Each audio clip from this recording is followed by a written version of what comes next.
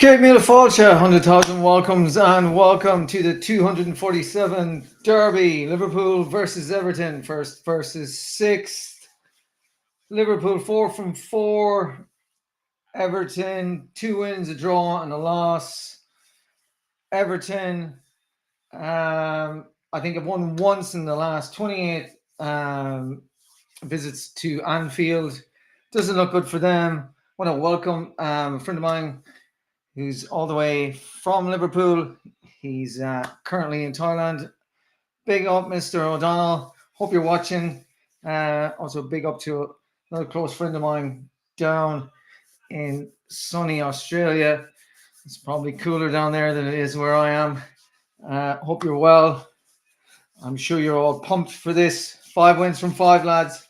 Let's go.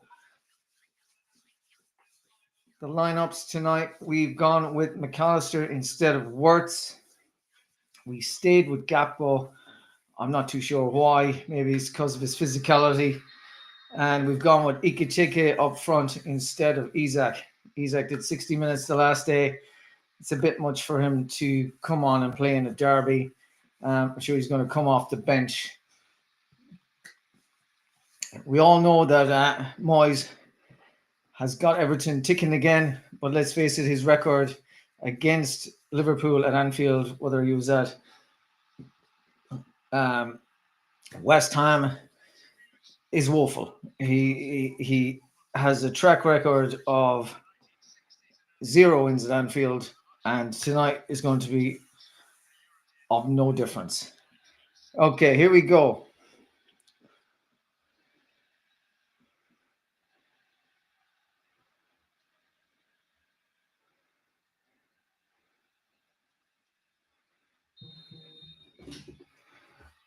Everton, get us underway. Here we go.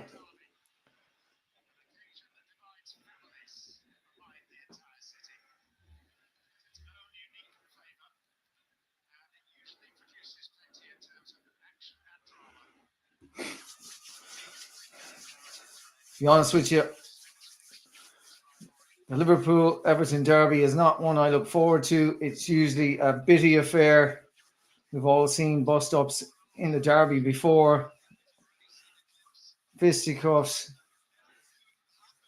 late challenges. We even had our captain one time, Stevie G, sent off in a derby. Let's see how we're going to shape up this evening.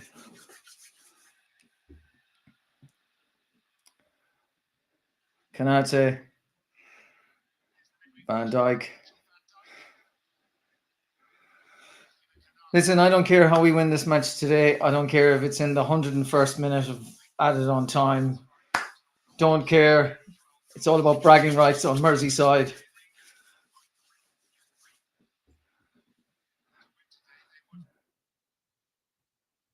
Slow build up by Liverpool from the back.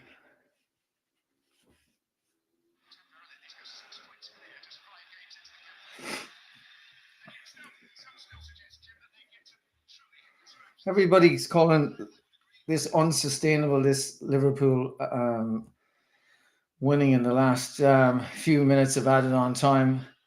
Look, whether you score in the first minute and you hang on till the 91st minute, or whether you score in the 97th minute like we did the last day, the match is still on. If why everybody is obsessed with basically, you know what I mean, Liverpool winning, it's up to the other teams to defend to the 97th minute. It's not up to Liverpool to go and hand somebody points And Liverpool on the attack here, out to the right. Salah crossed in, cleared away. Keane clears it there for Everton, and Everton get a free out. It's not our job basically to give points to Burnley. Everybody was there praising Burnley the last day, saying, you know, Burnley played well, and poor Burnley, you know what I mean, came away with nothing. Burnley had a game plan, and it didn't work. It worked for 96 minutes, but the game went on for 97 minutes. So everybody just given this kind of, oh, Burnley, you know what I mean, had a plan. Did it? Didn't work. Arsenal had a plan. Guess what? It didn't work. I had to listen to Arsenal fans banging on about basically going, oh, well, we came with a game plan to Anfield, and basically it worked. Didn't work. Liverpool won. Oh, but it took a worldy free kick. Yeah, Liverpool have fucking 5 players on their team that can take free kicks. They've got Verts can take them, Gakpo can take them, Salah can take them, Szoboszlai can take them. Virgil van Dijk used to always take them for Celtic. So we've got any amount of players that can take free. They're actually, fighting to take free kicks, corners, set pieces. One of our guys stood up, banged the ball into the back of Arsenal's net, and they said, "Oh, took a whirly." Yeah, that's what he's there for. He's getting paid fucking 150,000 a week. He's not there to do Vidal Sassoon fucking hair ads. He's there to fucking put the ball in the back of the net. That's what he's there for. And Everton will come today with a game plan, and their game plan will be keep it tight, defend behind the ball, the usual David Moyes, you know what I mean, gruff, drab fucking football. That's the way he's always played when he's played for Everton in his first run. When he was at West Ham, it was the same. And basically, he's back now at Everton. I can't see him basically playing free-flowing football against Liverpool at Anfield. I couldn't see him playing free-flowing football even at Everton's new ground. Everton on the attack here. Down the right. Salah. Oh, final pass. Just off. I don't know with Frimpong not playing whether that was the best way to go. Whether we went with Bradley or Frimpong. I suppose it was a toss of a coin. For me, Frimpong has the pace to go on the overlap, frees up Salah to come inside and basically play the 1-2s with the number 10, which is McAllister tonight. He's gone with Bradley. I don't know. Bradley seems to come inverted when he goes up the line, which basically is him driving into the space that Salah likes to cut into. Salah, Szoboszlai. Patient build up here on the wing from Liverpool. Just prodding and probing and see will they take Everton out of position. McAllister. Referee. Come on, ref.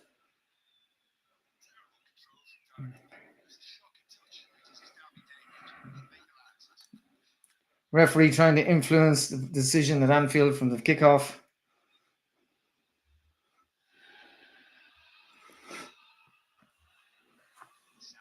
Salah into the centre.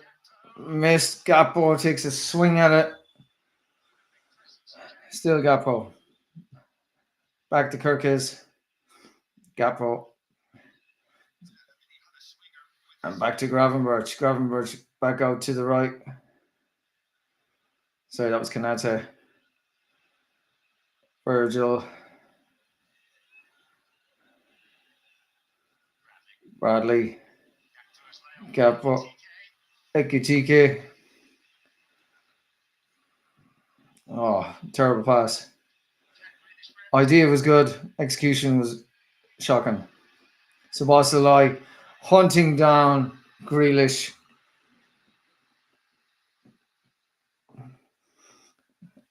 I don't think people give Sabozalai the credit that he's due because he doesn't do things as flashy as someone else. He's always up in the opposition half. There he is again. He's up there near the corner flag, and basically, as soon as it breaks down, he's like a machine up and down the wing.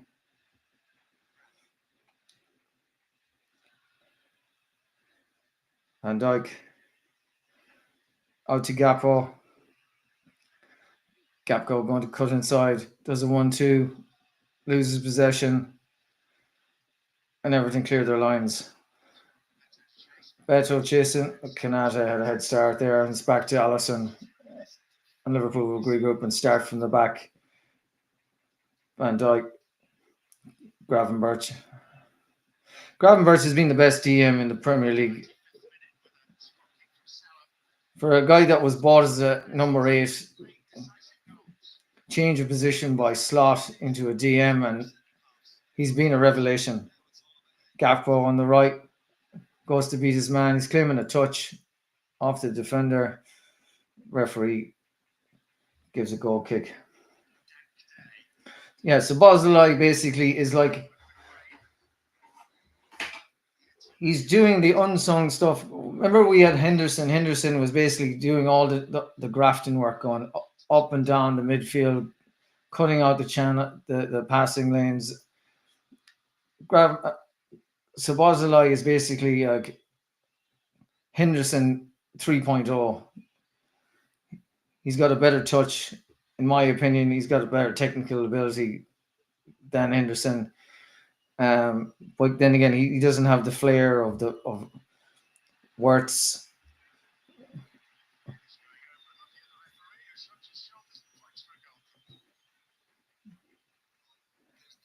But in my opinion, he's undroppable at the moment. I mean, he's basically the engine of Liverpool. Breaking up play. Here we go, Liverpool. Kirk is in the center. Gakpo cuts inside. He's going to shoot.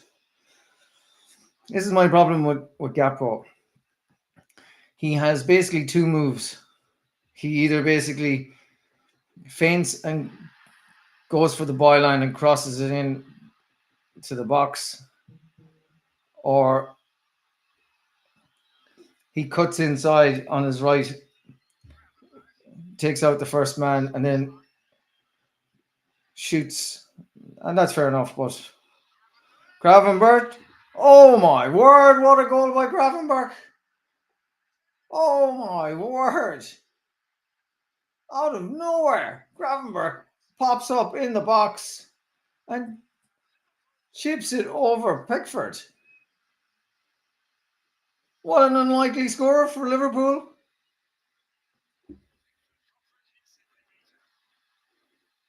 One 0 Liverpool.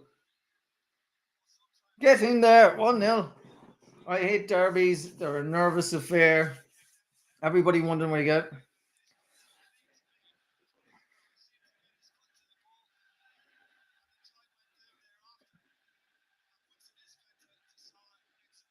Salah into Gravenberch. The ball bounces up nicely, and it's just a little kind of a dink over. Yeah, Pickford had a chance there. 1-0 Liverpool. Here we go.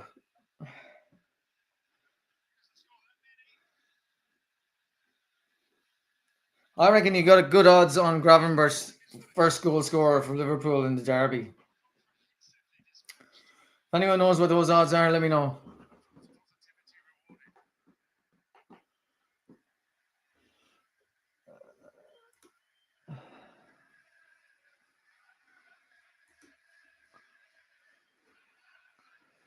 Big up, Val. Thank you for joining, Val, as usual. If anyone wants to leave a comment in the comment section, I'll get to them during the match as I can. Bear with me as I'm trying to watch this. I had some technical difficulties with my my stream. I don't know what it is. Something I'll have to figure out tomorrow. So I'm not watching this, basically. In case you're wondering why I'm squinting, I'm watching this on my phone. anything to bring you content, anything to bring you the derby. So bear with me if I'm finding it hard to see who's who on the pitch at the moment instead of on my 19-inch monitor.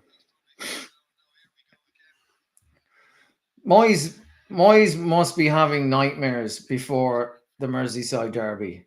Never mind having them afterwards. He just must be having complete absolute nightmares.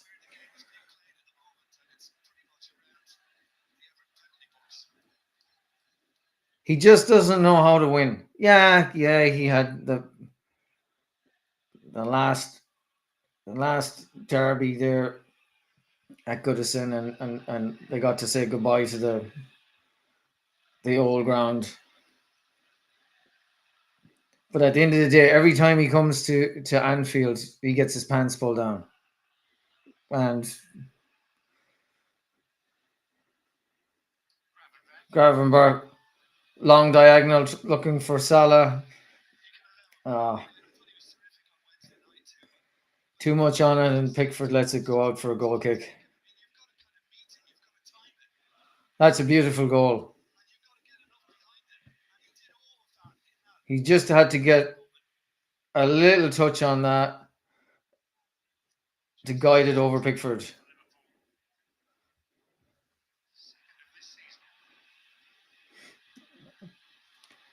Everybody concerned about our 125 million pound striker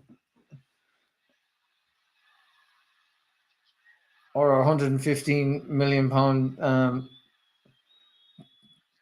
number 10 Worts, our 30 million pound defensive midfielder pops up in the box in the derby, and Liverpool won, Everton nil. Look, everybody thought that Wirtz would hit the ground running, and basically he would be the key to unlocking, the low block. I thought it. I don't think there was a Liverpool fan out there didn't think that that was going to happen.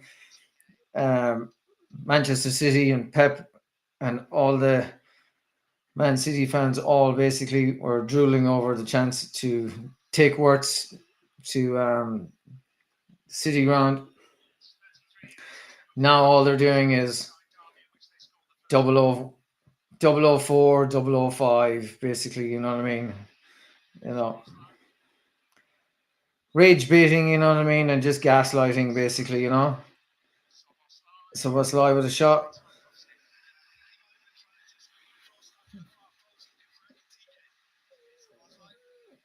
There isn't a Premier League club that wouldn't take Florian Wirtz in the morning.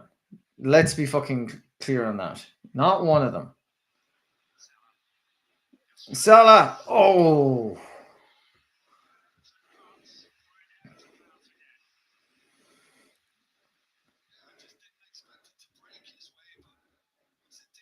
Salah trying to curl that trademark curl into the top corner. Pickford diving outstretched. Didn't know where it was.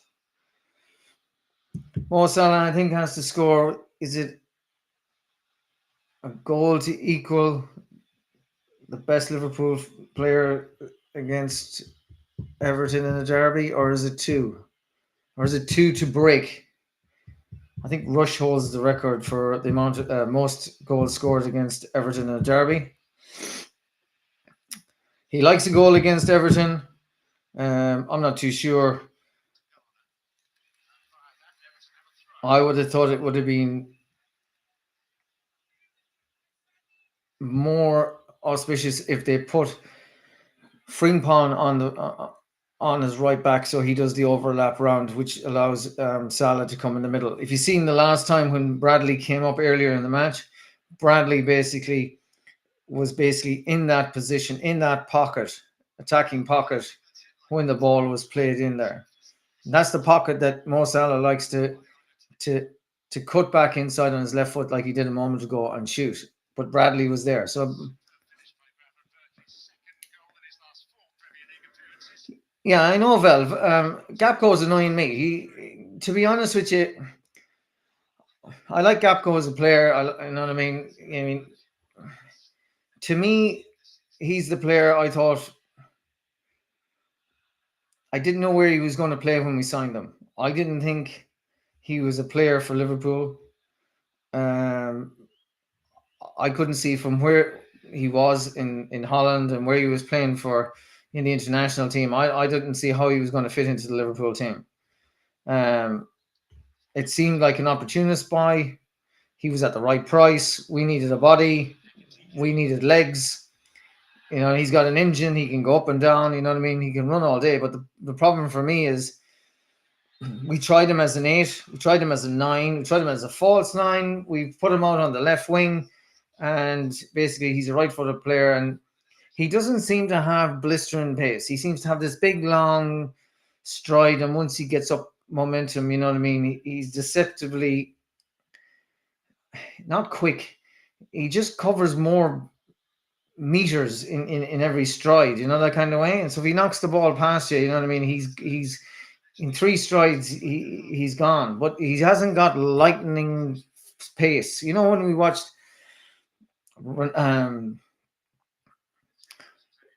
young Rio, he is lightning. Frimpong is lightning. They're like sprinters. Gapco gives me that vibe of basically he's an 800-meter runner, you know, that kind of way, where basically everyone else, like Frimpong, Rio, etc., they're like 100-meter sprint, 60 to 100-meter sprinters. They're just lightning. And basically, I've seen the same as everybody else does. McAllister, Bradley tries to shoot, it's blocked.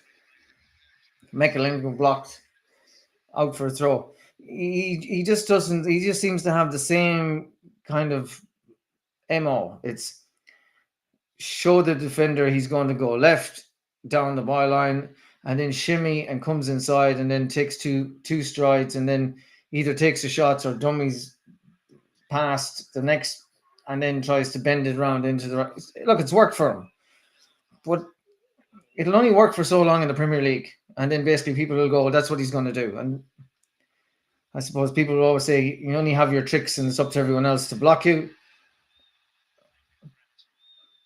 But Gapco is it seems too slow, if that's the one better word. You know, he seems too slow, and there's only those two things that he's got. It's either that or he tries to go down towards the byline. He stops and then he passes the back down to Kirkis or Robertson, who's going to then try and whip the ball in to the front or to the back post.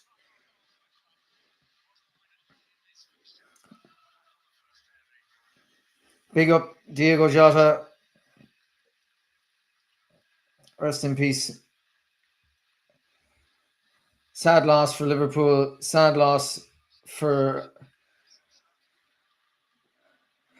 Look at it, sad. You know what I mean? Two lads coming back in a car, and basically for that tragedy to happen, that two brothers pass away.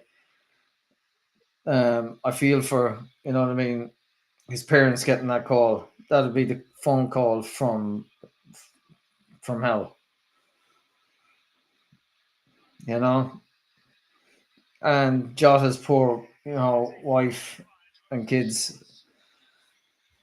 You know what I mean? They've only just celebrated their marriage, and for everyone to have come together not in the weeks prior just to celebrate, you know what I mean, that as a family, then weeks later to be coming back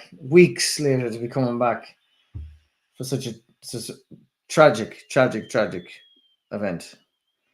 Um, my heart goes out to Diego Jota's family and to his friends and to all, you know what I mean, the players that knew him at Wolves and Liverpool and Atletico. You know what I mean? It was dreadful. You know, I still reckon Salah wasn't fully there mentally, basically, after this tragedy.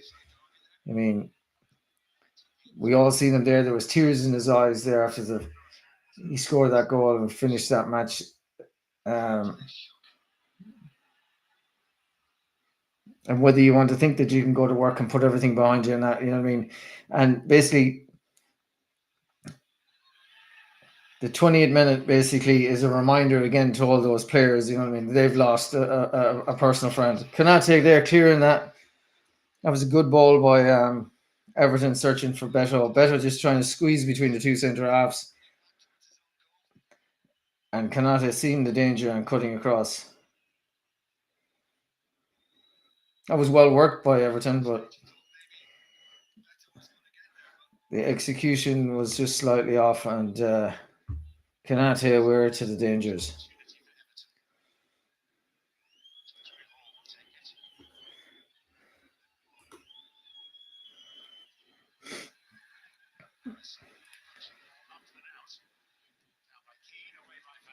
And Dyke away.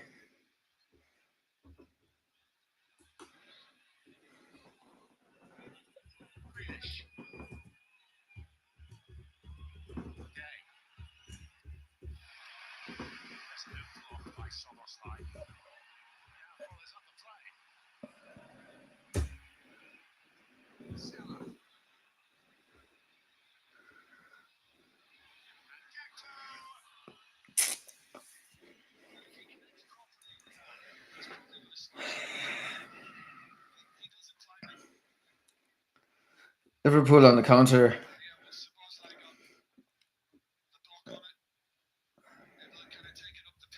Salah tried to.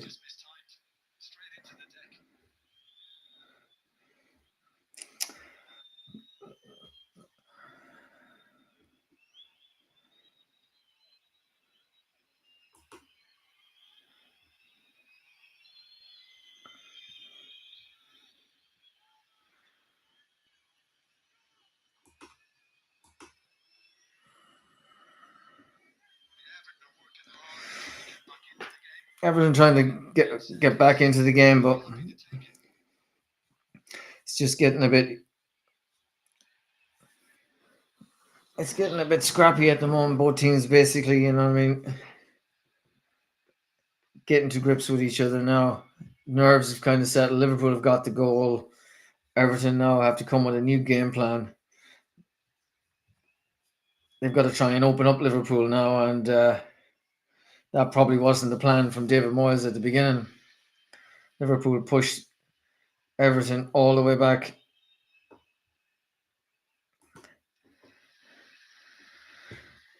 Look, I hear what you're saying, Val. You know what I mean? I don't know if it's another chance ruined by Gakpo. It was kind of basically, Szoboszlai tried to find Salah. Salah tried to cross it. It was blocked. It bounced fortuitously. He was running onto the ball and basically, you know what I mean, trying to judge where the ball is going to fall with the loop, you know what I mean, and connect is a difficult skill anyway. He was trying to take it on the half volley. So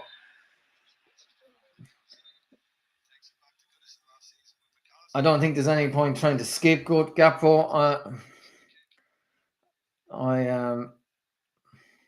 I just don't know if he's at the races. Is he fit? Is he carrying an injury? What is it? Everything he does seems laboured at the moment with Gakpo. I don't know what it is like, do you know? Surely he can't be.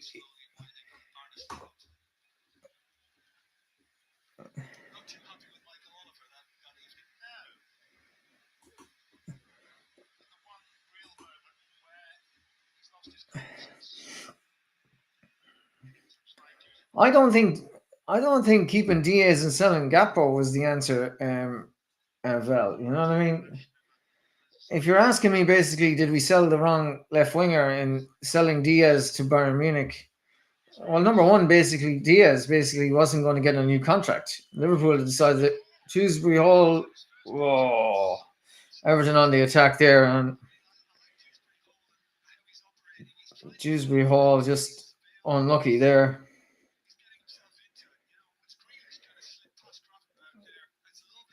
Grealish bursting down the wing, fed the ball into Shrewsbury Hall, and now he snatched at it. Yeah, Liverpool trying to play it out from the back, almost got caught there. I don't know what they're doing here. Good dummy. Foul ref. Kirk is pulled down. That's got to be yellow card. Yes, it is. Yellow card for Ndai. Perkins was bursting away from there, and he just slices Nick, and he goes down. D is asked to go, and basically, if they didn't give him a new contract, he was off. And like they always said, if you don't want to stay at Liverpool,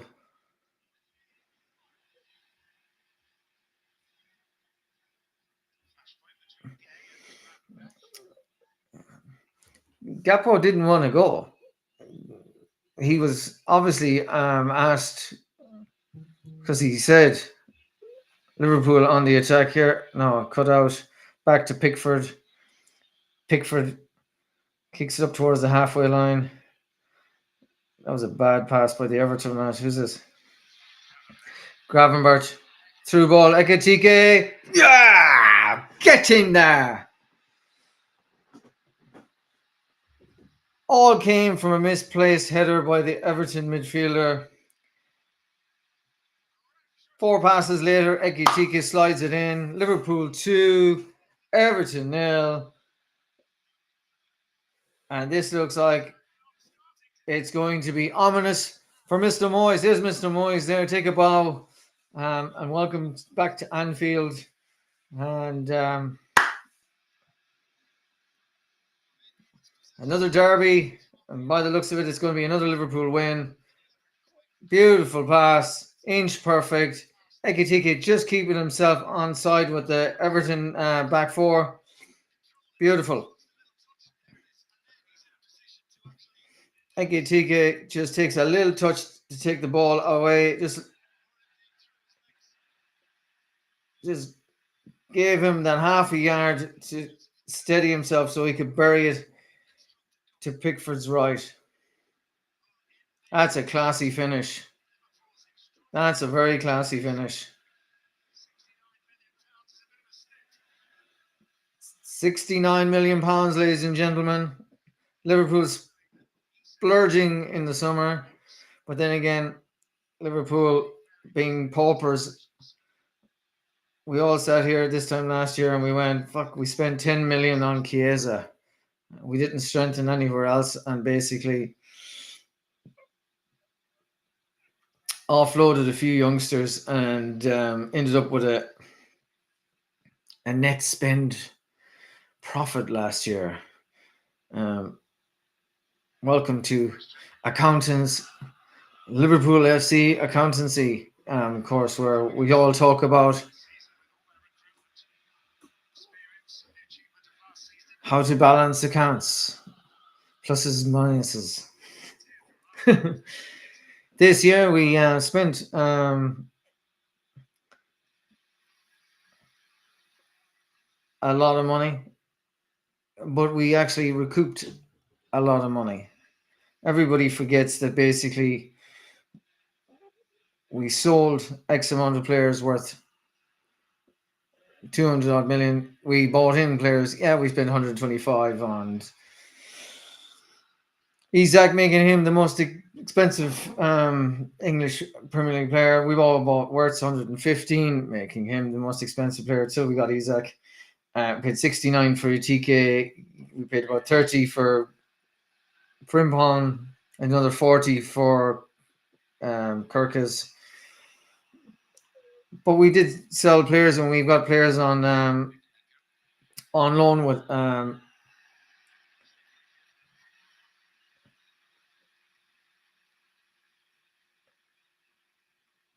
Bradley.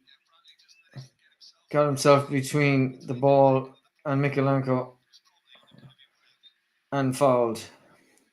Allison to Salah. Oh, what a touch. Salah. Ekitike getting in his way. That's one thing about Ekitike I don't understand. Why Ekitike doesn't go back. You know what I mean? He drifts out left or right instead of staying in the middle. See, he got pulled towards the ball there to where Salah was, and then he ended up basically, when Salah got away from his man, he got in his way. The last day he was pulling out to the left a lot, and he was getting in the same space as Gakpo wanted to cut into, and Wirtz kept drifting out there, and then there was 3 of them all over there. And then when Kirk is pushed on, we had basically a blanket we could throw over four.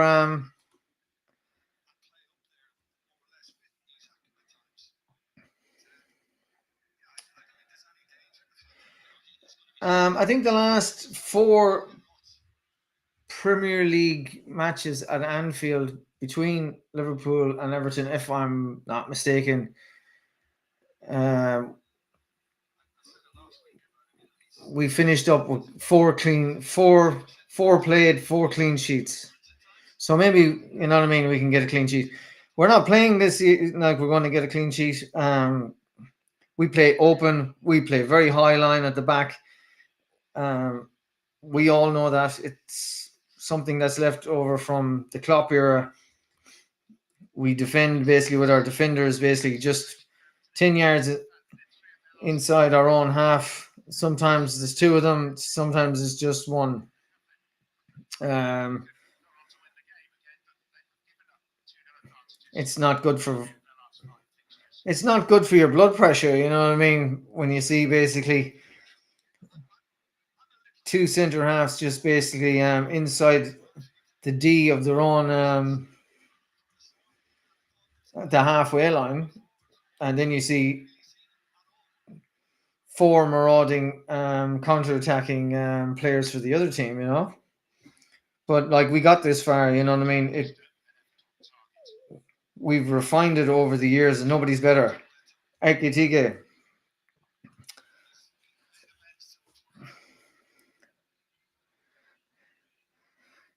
That's another thing. I just said it. Atiki gets the ball there and he's trying to drive into space, and Gakpo basically is standing within touching distance of him. You know what I mean? Drawn towards Ekitike.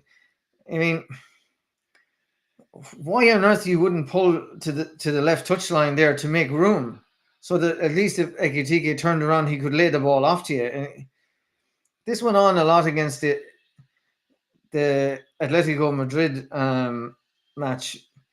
Everybody seemed to get drawn to if they all went out left, they all got drawn to the left, and you could throw 4 or 5 players to each other. You know what I mean? You're not going to pass the ball around anyone basically in that space. Everton on the attack, crossed it in. Oh, one through that ping pong there, and almost fell to Beto.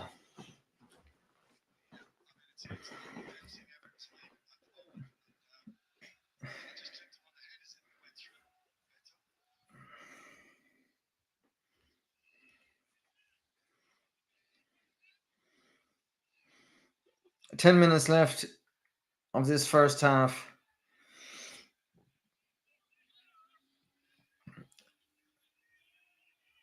Look, Liverpool in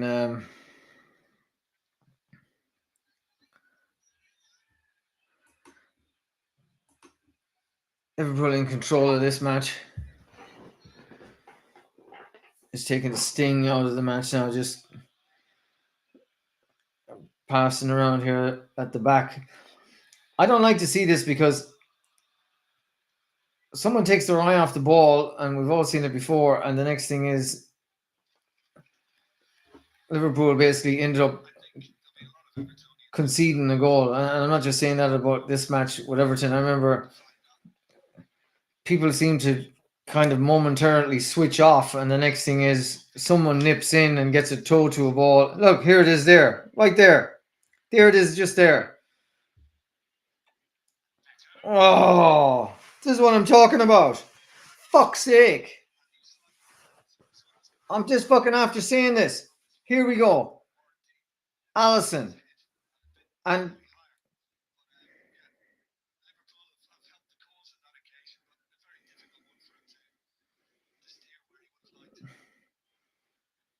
thank God it was Beto. And not a better striker. Oh, here we go. We're just going to start this again. Like, here we go. Allison kicks it out here to the touchline towards Ekitike. Ekitike loses the header, but it goes out for a throw into Liverpool.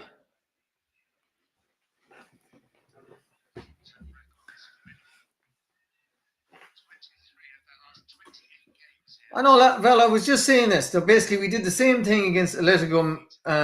Oh my god, I was. Oh, here we go again. It's like they fall asleep. Like Everton, Mikalenko crossed in, get it away. Kirk is up in the air, headed out. Ekitike helps it on. We're giving Everton a chance. There's no need for O'Brien crosses it in, out by Moidak. Throw in to Everton. This is what I'm on about. This momentary fucking. We had this period against Atletico Madrid, and we've had it against other teams. They just seem for 5 minutes, just or 10 minutes, just seem to switch off, and it's like passes just going past people. People not knowing that the ball is being passed to them. I don't understand how you can be a professional footballer and basically all of a sudden just basically go, what are they passing it to me? Are you on the fucking football field? How do you turn your back to your goalkeeper when he's kicking the ball out and then go, oh whoops, was that for me? Well, you're the only one standing in the 25-yard square area where he was kicking it to. He wasn't kicking it to me.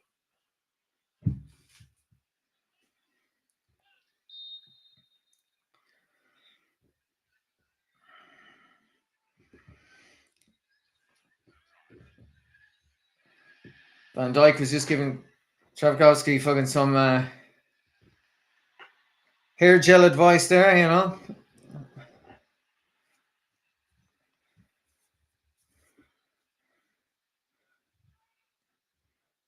Van Dijk telling him he's with Vidal Sassoon. Who you with?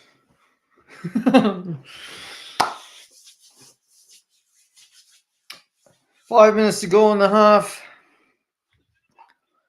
Everton be disappointed that they're behind again, yet again, in the derby. I'm disappointed we're not 3-0 up. Oh, Bradley left a bit on Grealish. Grealish is comparing. Yeah.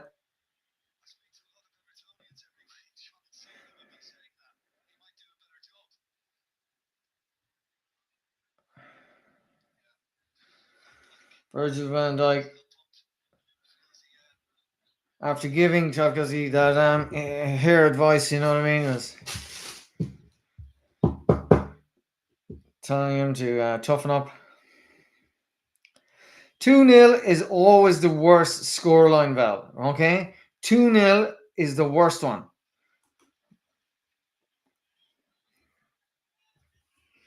2-0 is, and what? We went 2-0 up the last day.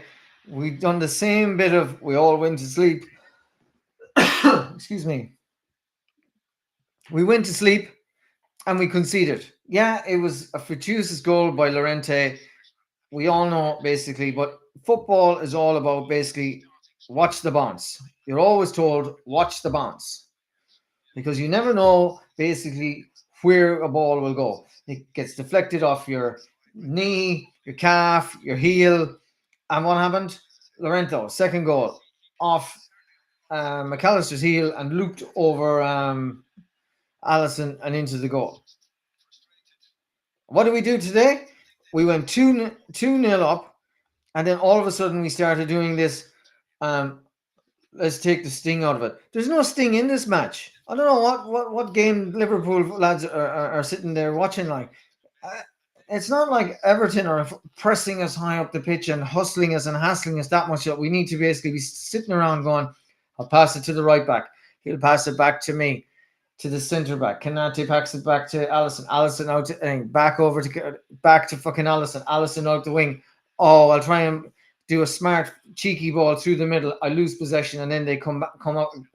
Like, why? Just put your foot through the fucking ball diagonally and aim it for the fucking corner flag that Salah's at or Gakpo's at. All of this fucking every time you're at the goalkeeper, fucking play it out from the back bullshit.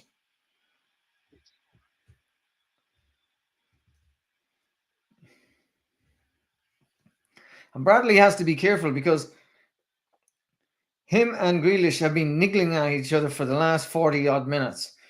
And as Grealish pointed out to the referee, and he brought the referee's attention to it deliberately, that's the fourth time. So he wasn't saying, oh, you need to yellow card him, ref, because you know what I mean, you'll get booked for that these days yourself.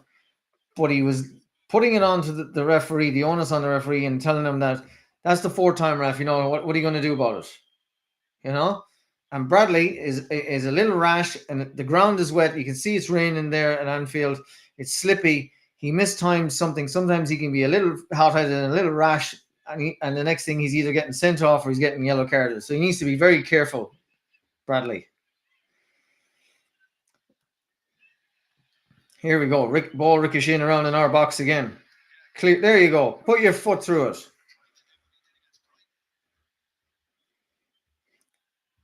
Pickford diagonally down and cleared by Gravenberch. Look, we want to hold on to this now for the next, I think there's 2 minutes of normal plus whatever kind of stoppages we've had. So we'll call it 5 minutes, all right? Need to hang on here for the next 5 minutes. I don't mean hang on by hang on. I mean hang on to the 2-0 lead. We go in with 2-0. Liverpool. So Bosley down the line. Salah chasing it. Pickford's going to get there. Be careful, Salah. We don't want you getting your legs broke by that tosser. He'll run 5 yards past the fucking ball and basically break your 2 fucking legs.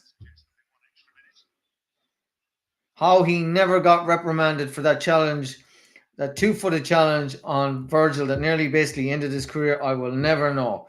And we have VAR, we have 4K fucking cameras with Sky and whatever the rest of these broadcasters are all around every ground, and they all had the time afterward to look at it, and it's just like, you know what I mean? I don't know why we bother talking about this crap anymore. Do you know what I mean?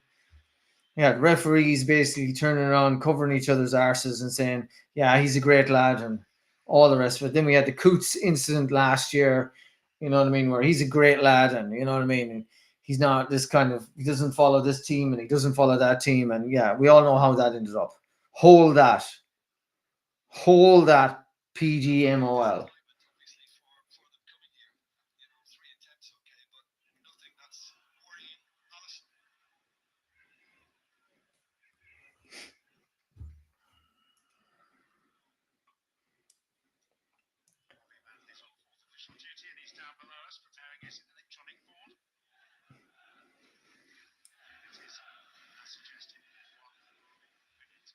One minute. Don't know where they came up with 1 minute. I'm sure there was more than 1 minute, but we're 2-0 up.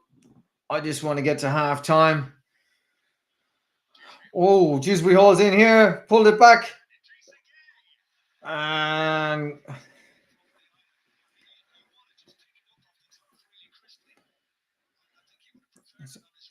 he pulls it back.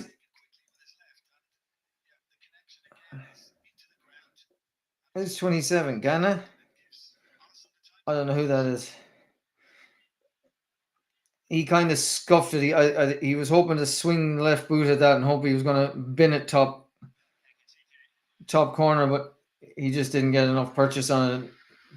Allison just comfortably just fell to his fucking left and just picked it up. Whistle about to be blown here. Full time or half time here. Liverpool 2, Everton 0. Half time goal. Gravenberch, Ekitike. Liverpool in full control of this. The 247th derby, half time. First place 6th, Liverpool 2, Everton 0. And the champions look set for 5 out of 5. If you're a rival fan and you've just nipped in, yes, I am going to show other football.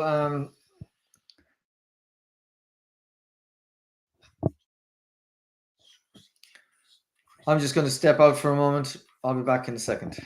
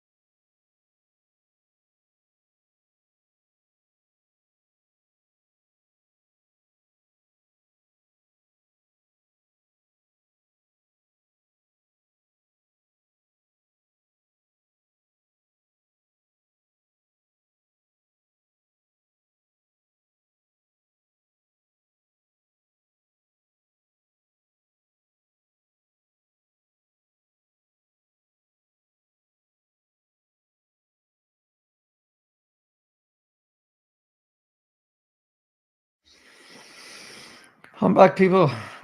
Again, half time, in case you missed it, in the 247th derby.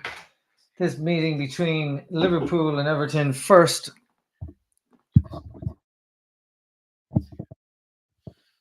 Hello. Yes, welcome back. I don't know if my mic was deciding it was going to do what it wanted to do no more than anything else.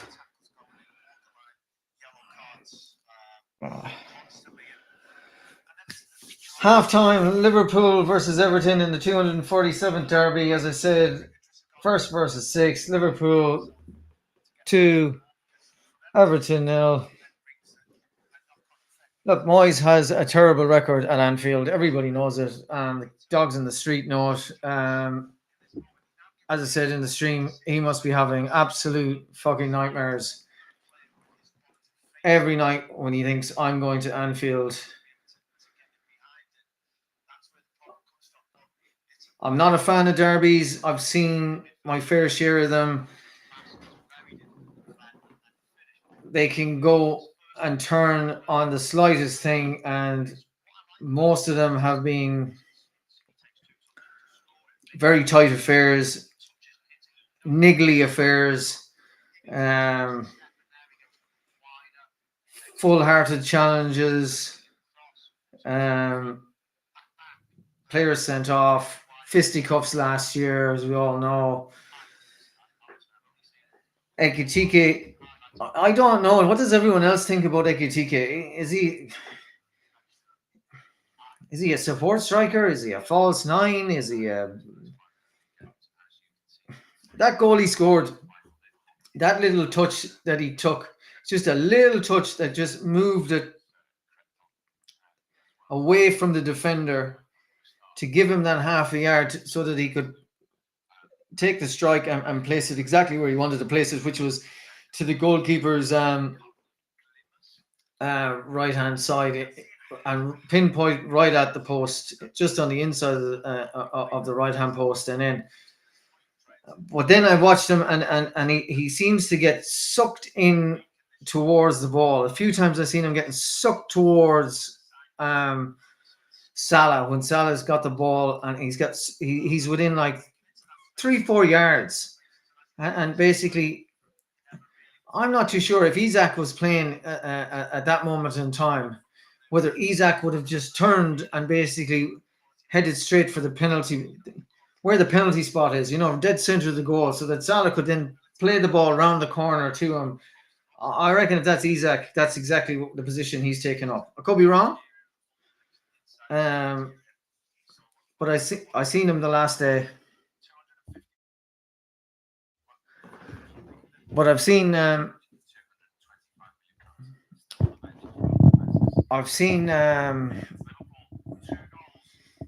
Ekitike at the last match, and he seems to get pulled towards wherever the ball goes.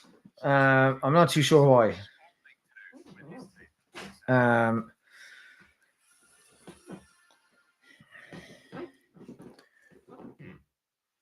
I'm more inclined basically to have Isak on in the second half. I know Ekitike hasn't done anything wrong.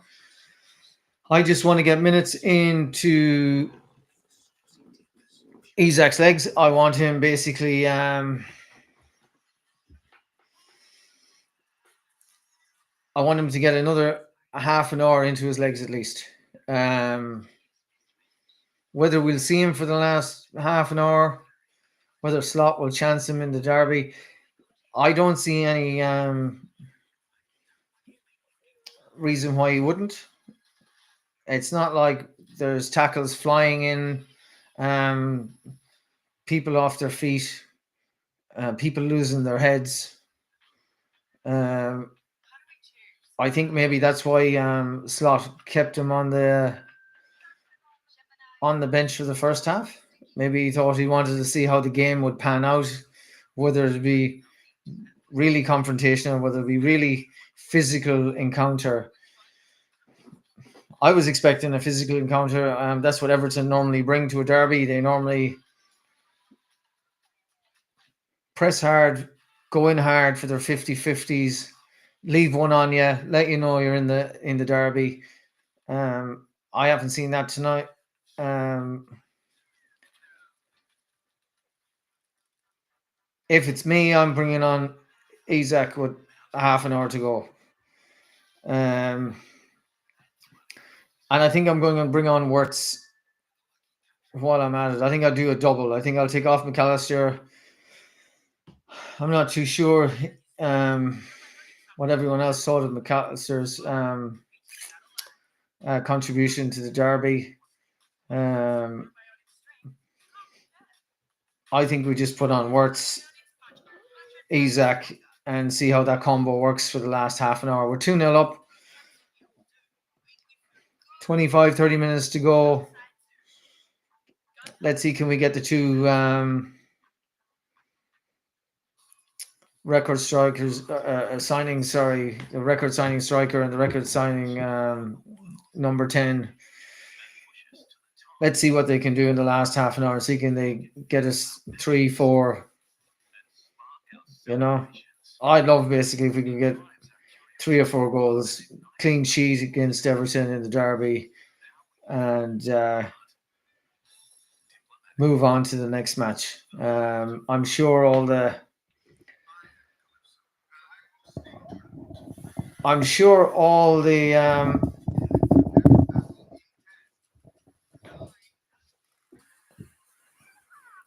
rival fans, the Arsenal fans, the Man City fans, they're all coming up with some sort of copium to justify basically their inadequacies and basically Liverpool's continued roll on towards May and lifting number 21. There will be, they spent 500 million. They broke the English Premier League record not once but twice. They won in the 101st minute in 17 matches. I'm sure there'll be some bullshit anyway, but at the end of the day, I don't care. I said it in the last stream when we were watching, if anyone bothered to watch the Champions League Atletico Madrid match, I said, I don't care. I'm here for the shithousery. I don't care if we win in the 90, whatever it is, minute of every match for the whole year. We go unbeaten, Centurion. We win the quad. I'm here for it. I'm here for the tears. I'm going to get a special goblet made up, and basically I'll be here toasting all of it at the end of the season, hopefully, with the goblet full of the tears of rival fans and all of these so-called pundits who know everything and anything, and basically at the end of the day know fuck all more than me or you who are watching this, who've watched football for the last 2 decades. You know what I mean? I'm listening to Michael Owen, who decided basically that the grass was greener in Real Madrid, and then complained that nobody wanted him back at Liverpool, and then decided to put on the one bloody jersey in the whole fucking wide world that he knew basically as a Liverpool player, as a Liverpool guy that basically broke every record in the youth level, came in and had all the records and had all the accolades and would go down as a Liverpool legend, and decided to sign for fucking Man United. Really? You know, I don't know the lad personally, but he doesn't seem to score on the academic IQ as opposed to maybe the footballing IQ was outstanding. You know what I mean? You don't score goals like he did from where he did and get 2 golden boot awards and win a Ballon d'Or before you're 21. You know what I mean? But out of all the teams he could have gone to Germany and signed for Bayern Munich. He could have gone to fucking Italy and played for AC Milan, Man United. Anyway, you know what I mean? It grinds my fucking gears when I see this lad talking about Liverpool. You know what I mean? It just grinds my gears. And I don't want to speak ill of anybody. The man's entitled to live his life any way he wants to, you know what I mean? But his decision making basically off the pitch fucking didn't seem to make sense to me. He knew he would have been vilified in Liverpool. He knew that basically the lash and the backlash from the Liverpool fans and supporters who supported basically him when he was a 17-year-old kid breaking it into Liverpool, and I don't know. It just grinds my gears to have him basically on basically these shows basically, and he happens to be on the one that I'm watching the commentary on right now, and basically as they say down there locally, it boils my piss to be listening to him, to be quite honest with you. You know what I mean? Out of all the past players that could get to do a commentary on Liverpool, basically, Michael Owen basically,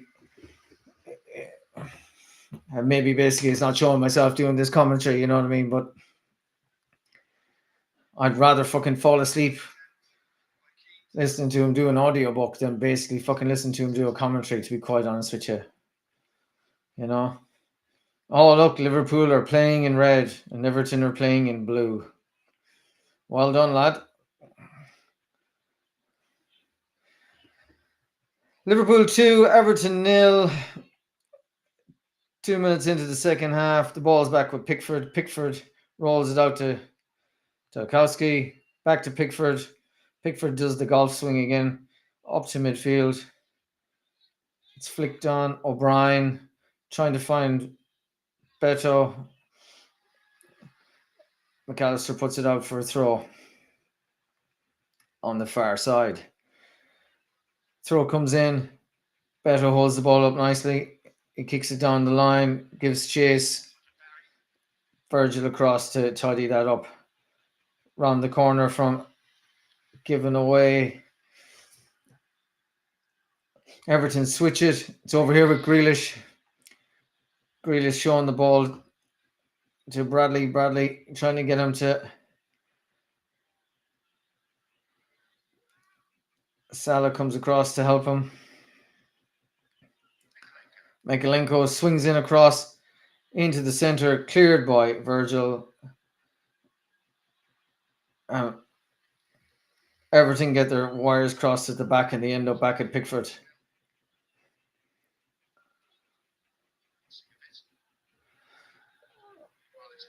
Tarkowski going to kick the ball all the way down through the middle to Dewsbury Hall, but the ball bounces long and Allison quickly off his goal and collects that.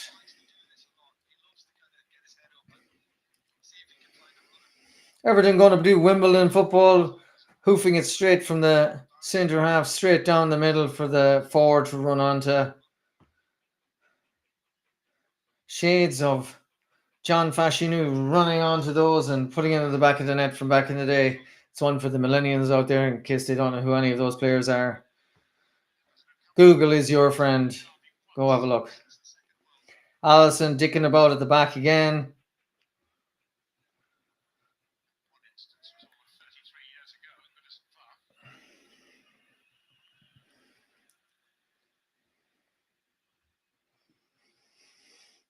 Big up if you're watching. Like, comment, and subscribe. If you haven't subscribed, please do so. And if you could like or dislike, if you don't like it, either way it helps the algorithm. I'd love if you just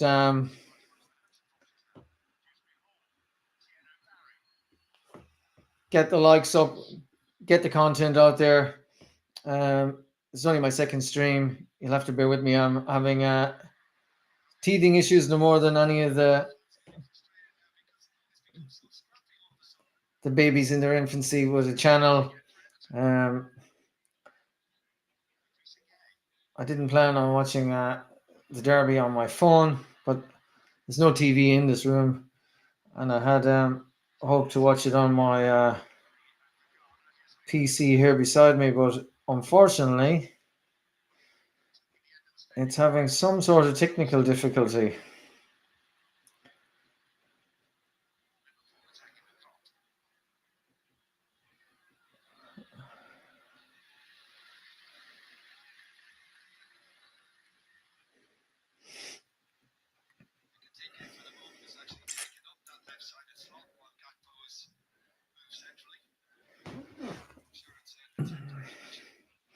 Ekitike seems to be out on the left for Gapo, and Gapo seems to be in the center where Ekitike should be. Don't know if that's a tactical switch by Slaughter or the players have just found themselves in that position and are just holding fast till the ball.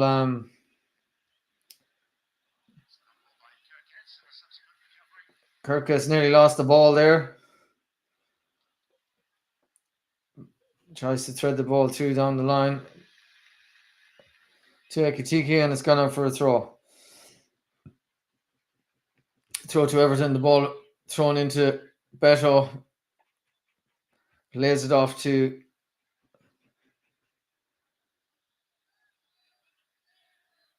and Everton go all the way back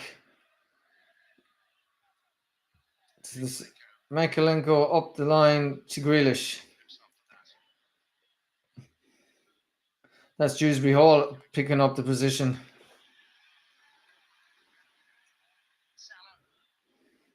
Salah tries to find Ekitike.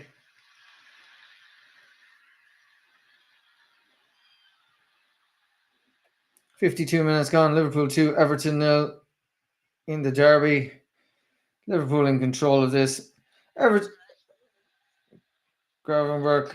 Ekitike out on the left-hand side with Gakpo. He tries to skin O'Brien. Goes past him, cuts back. Gravenberg, McAllister. Sabozlai. Kirk is back out to Ekitike. Cuts inside. Oh, he was going to do the gap post special. Bradley out to Salah. Salah curls it to the back post. Trying to find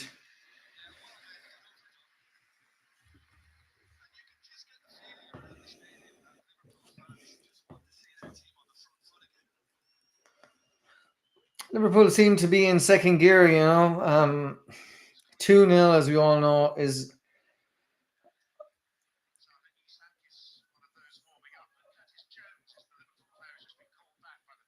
almost a more precarious scoreline than 1-0. Well, that's just my observations of watching football matches over the years. You're 1-0 on, you're edgy, you're trying to hold it up, you're focused to the max not to concede. Go 2-0 up, you stay 2-0 up for a little bit, and all of a sudden you're complacent. You think you have a 2-goal lead, and then all of a sudden someone gets sloppy. Gay here for Everton squares it to O'Brien. O'Brien back to Kovkowski. Oski trying to dribble his way through. What are they doing here? Grealish now has the ball. Out to Hall. Menkelenko. Dewsbury Hall takes a swing at it. Off Kanate. And it's gone out for a throw-in. Liverpool need to get a grip of this and get the tempo up. We need to get the tempo up. This tempo is too slow. It's too pedestrian. We're letting Everton back into this match as far as I'm concerned. Ghana. Dewsbury Hall. Menkelenko. Kanate out. Not convincingly. Ekitike holds it up. Breaks on for Liverpool. Here we go. Ekitike. He was trying to find Ekitike through the middle. It came off the Everton player. Salah at the back post. Salah checks inside, shoots. No real power on it.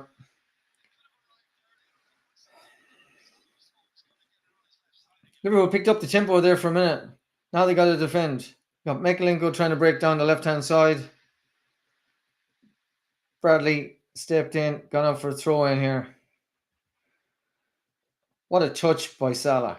What a touch.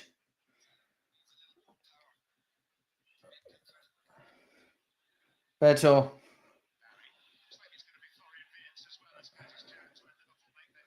Curtis Jones looks like he's coming on with Wirtz. Ekiti or Isaac still warming up down there, but it looks like it's going to be a double substitution of Wirtz and Jones. Everton on the attack here. Challenged by Kirkus.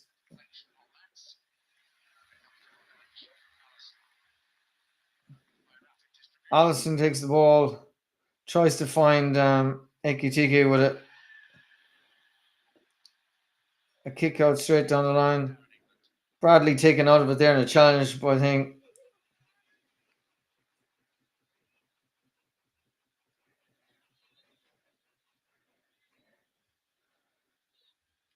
we slowed the tempo down again. Here we go. Bradley.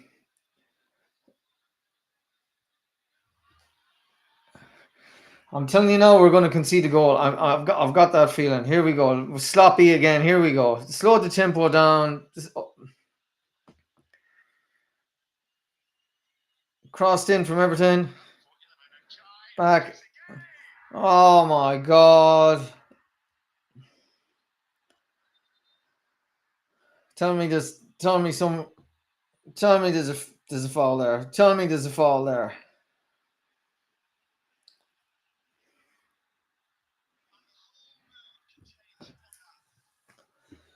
I said it.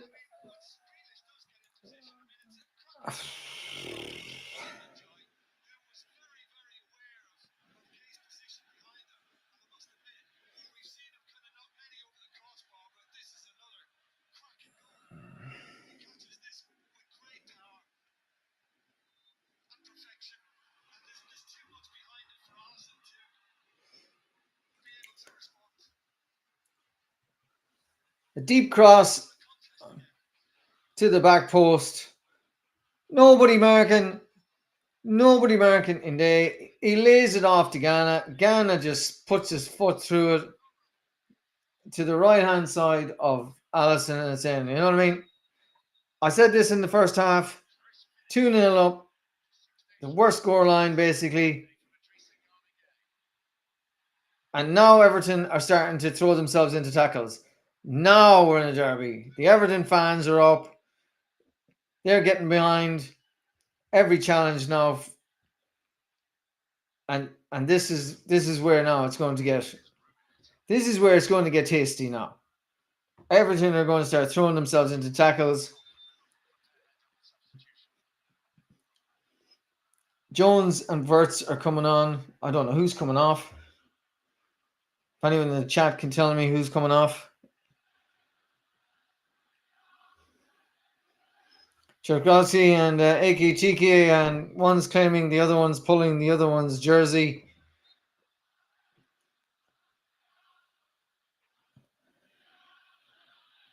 So Cherkowski, it won't be him. He'll be saying, you know what I mean? It's not me. Allison at this messing again. Allison does this at least one game every season where he just basically has a brain fart and starts fucking around at the back, and we end up fucking losing a match over it. And he seems to be in that headspace today for some apparent reason.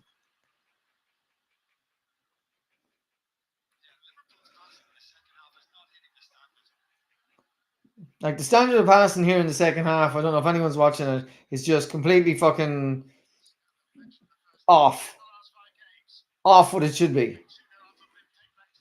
We're letting Everton into this match.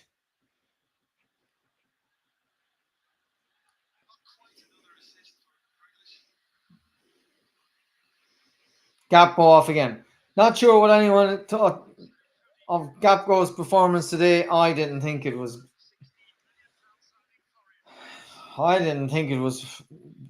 worthy of him being on the pitch, to be quite honest with you. But look, I'm not Slot.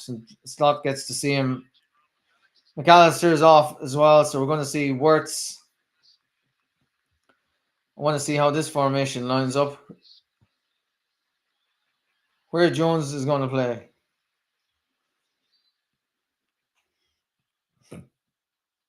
Is Wirtz going to play on the left?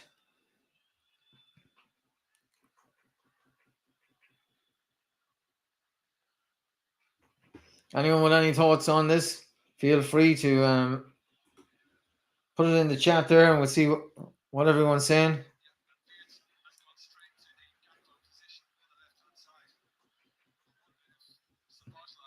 So Wirtz is going to play on the left, and Jones is going to take up the McAllister role.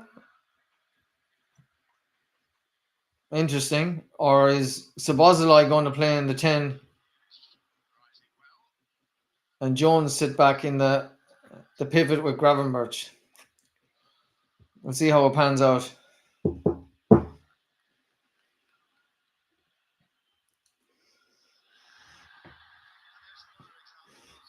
Here we are again. I said in the first half, Konate, loose pass.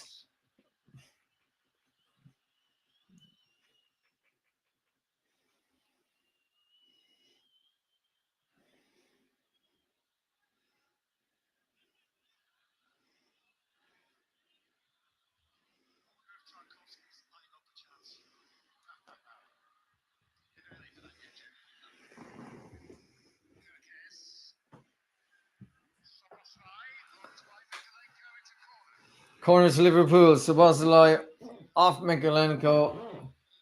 Let's get a good delivery here. Szoboszlai, great dead ball. Seen it there. His cross from the right hand side. Similar position to where he is now. Outswinger. Virgil coming through and heads it in. Isak looks like he's getting ready to come on. Szoboszlai going to oh, that's terrible. Bigged him up. Commentator's curse. Out again to him. Gravenberch. Jones. Bradley playing in the centre of midfield now. Gravenberch tries a diagonal to the back post. It's come off in Everton. It's come off Sikowski. Gone out for another corner. Let's get the pressure on them here now. Come on, Liverpool. Let's turn the screw.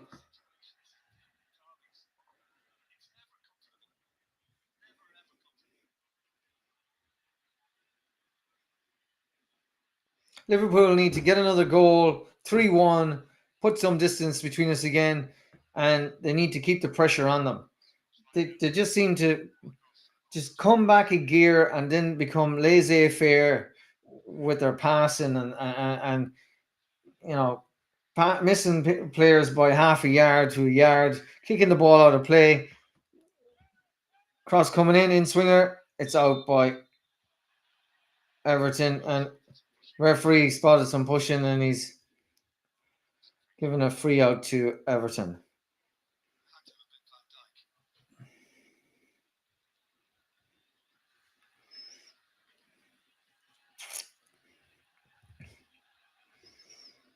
"25 minutes. Isak looks like he's coming on, like I said. 25, 30 minutes to go. Bring Isak on. Bring Wirtz on. I'm not too sure why Wirtz is playing on the left, but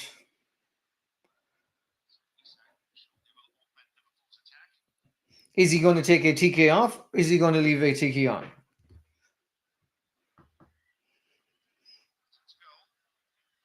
I assume he's going to take a TK off because he normally takes a TK off with 20, 25 minutes to go. Referee, that's a...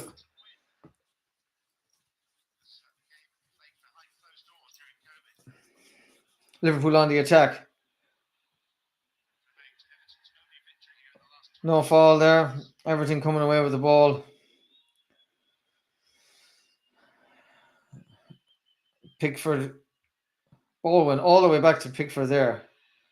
Konate with the header out. Everton will pick the ball up. This is just sloppy. Just heading the ball up in the air to nobody.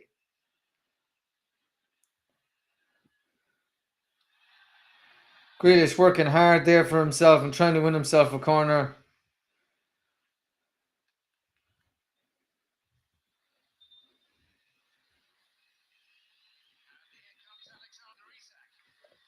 Come on, Isaac. Oh.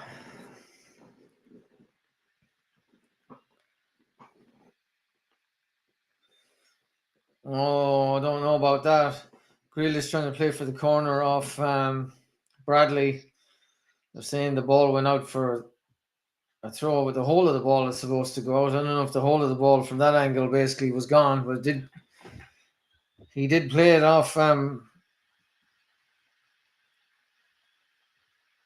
yes, it is. Ekitike is coming off, and Isaac is coming on.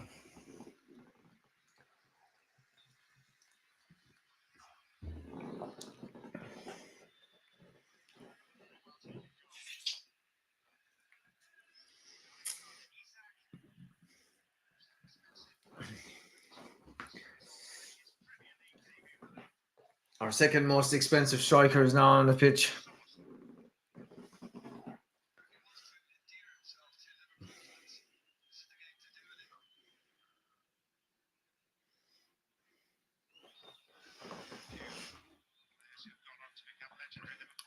Liverpool play it down towards. Oh my God! What are they doing? Grealish cross to the back post again, and Gay trying to cross it back. It's up in the air. Salah swing. Ellison swings at it there and gets a glove on it. I think there's an offside. Is there an offside?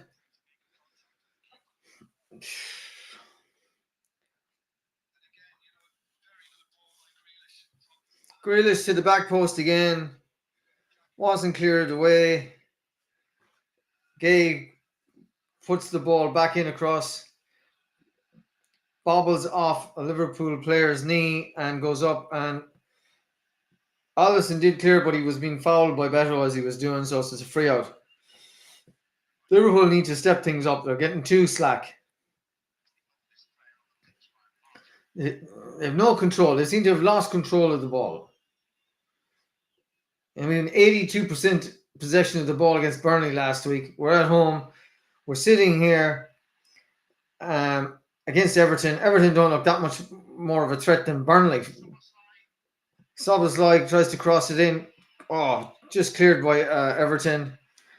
And away come Everton again. Enjoy coming down.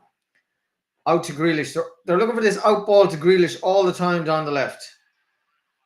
Szoboszlai goes through Grealish. And now he's going to get a yellow because that's not the first time he's clipped Grealish.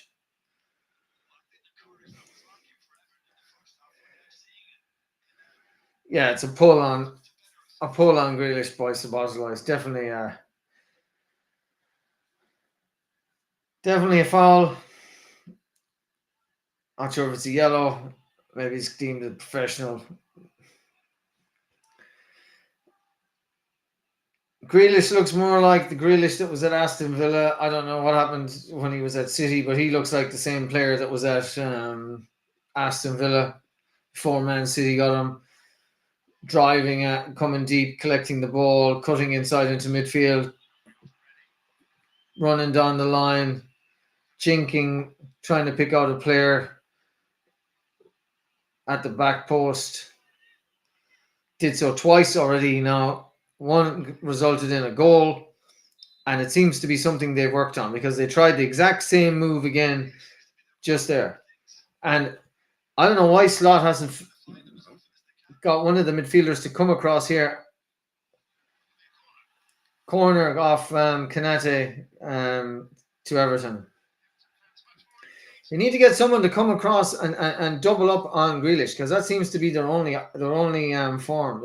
They've decided to target this side because they probably know that Salah is not going to track back. So that means that we'll have Bradley isolated here on the right-hand side. It almost looks like the same tactics that they were using against Liverpool the last time they played here when Trent was there. Target the left side. Except Grealish actually has got more tech than the player they had there last year. Counter attack, Liverpool. Hit it. Oh, fuck.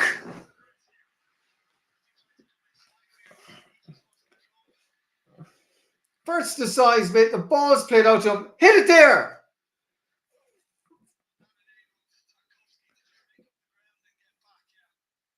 I don't know what it is with Verts. He always wants to take one last fucking touch. One extra touch.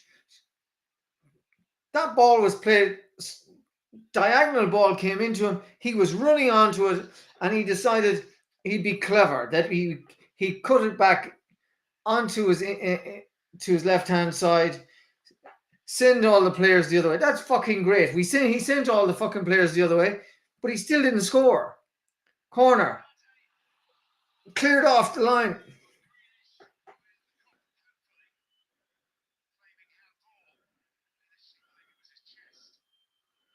Cleared off the line by Grealish, I think.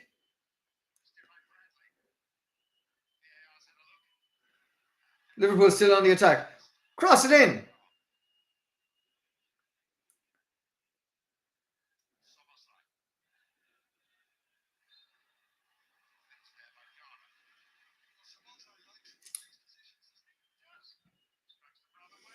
Liverpool have a free about 25.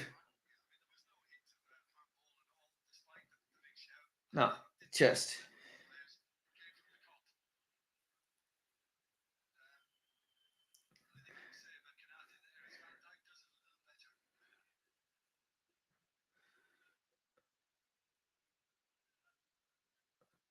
Liverpool with a free kick, 25 yards, give or take. More to the right hand side of the center of the goals.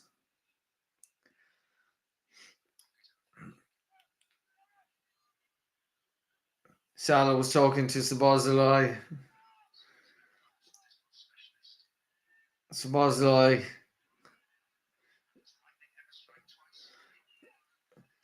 going to strike this and hope it's an Arsenal. Excuse me. And hope it's an Arsenal replica. Here we go. Whoa!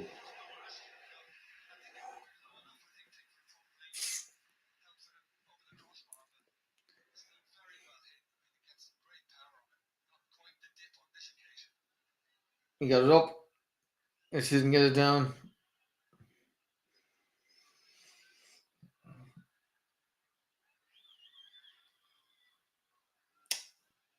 It's 1 out of 3. If my memory serves me correctly. Stand corrected if anyone else remembers. That's the third time I've seen him take a free kick from roughly that position. And I'll take the Arsenal one. We don't really. Jones. Through. Isak.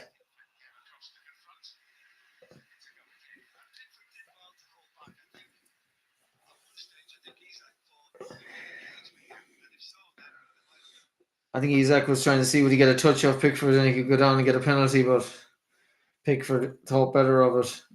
And Isak in 2 minds, it goes out for a goal kick. 2-1, 76 minutes gone. Pickford shithousing around now.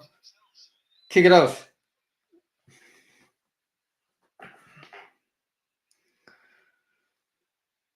Oh. Foul, ref. Salah foul there. Taking it quickly. Kirk is up the left, crossed it in. Oh, Lenko nearly put that in the back of his own net. Out for a corner. Corner's Liverpool. I have no idea basically who he was crossing the ball to. It wasn't a Liverpool player anywhere near that. Lenko basically decided he's going to cut it out. Ball bounced awkwardly and could have gone anywhere. Could have gone in the back of his net just as handy. Liverpool with another corner. I take it Szoboszlai is going to take this as an outswinger. Great. Oh, ref.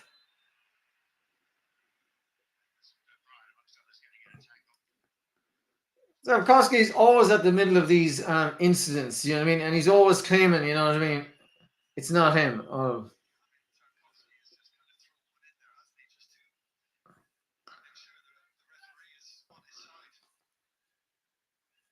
Kirkes was giving him a little nudge, as in nudging him away for space, and the next thing, you know what I mean? Tarkovsky does the best ballerina dive I've ever seen, you know? Like someone hit him over the head with a shovel or something, the way he went down there. Kirkes is fucking half his size. Tackles are flying in now. I don't like to see this. The next thing is basically blood starts to go to people's heads. People are tired and challenges get thrown in. And we all know how these end. Players sent off, players getting injured. Grealish trying to protect the ball. I'm not too sure was that Jones with the final dig free to Everton. Grealish, you know what I mean? I have no idea what happened.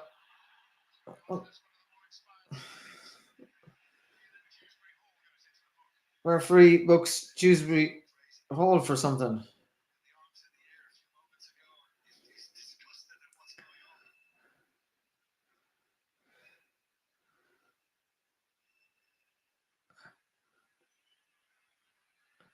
I have no idea what happened there.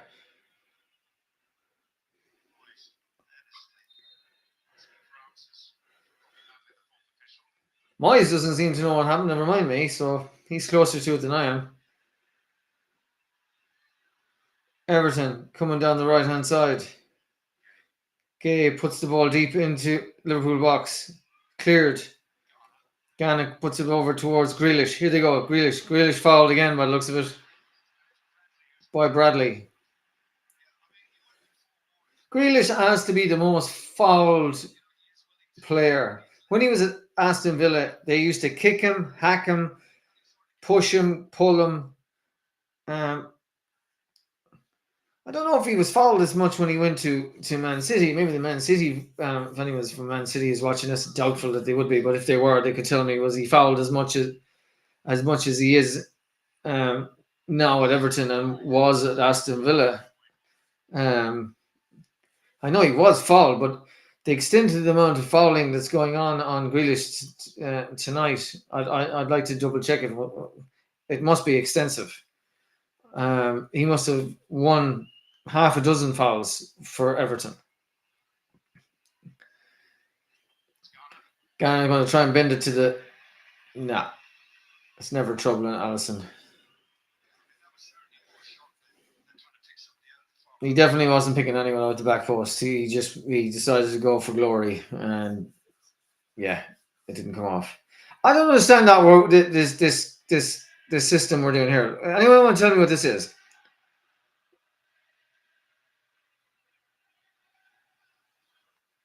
And Allison nearly closed down again. Anyone want to tell me what this new fucking thing is?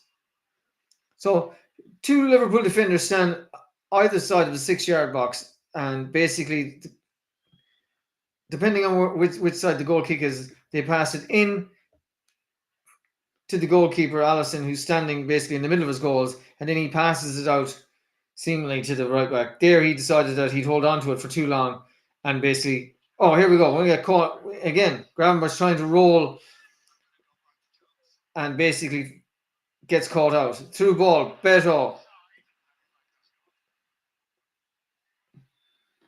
I said this in the first half. All this dicking around is going to cost us the fucking match.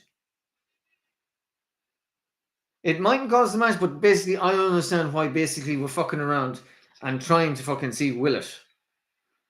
Maybe someone else is fucking a better fucking eye test fucking IQ than I do, but I have no idea when did we start this shite?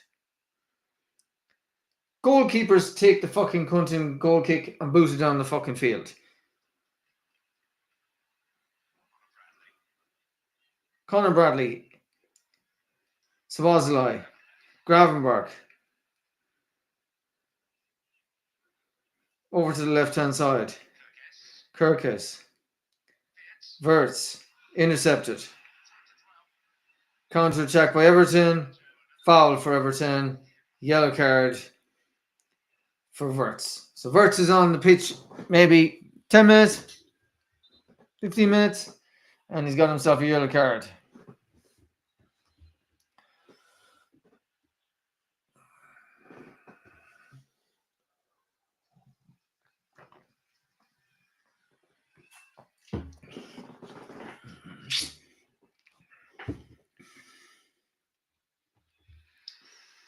Liverpool on the attack. Oh, there's a tussle in the middle of the midfield there. Ball breaks to Liverpool. Kanate back to Allison. Allison goes down the left-hand side, trying to find Verts. Intercepted by Everton.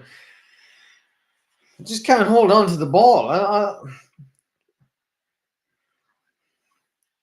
I told you I don't like derbies. They're always like this. You think they're going one way, and then the next thing is bang. You end up basically fucking drawing the match or losing the match. Got about 10 minutes left in this match.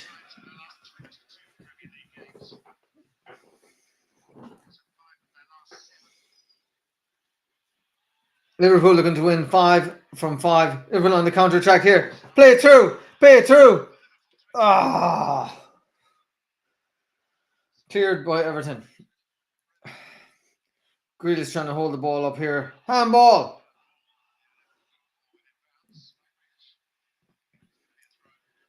Bradley and Grealish tussling for the ball there. Lots of pushing and shoving on both teams.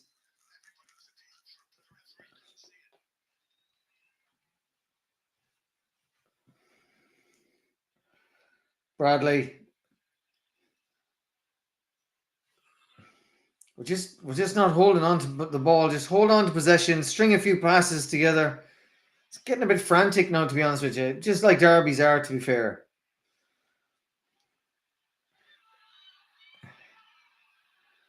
There's the ball. Verts.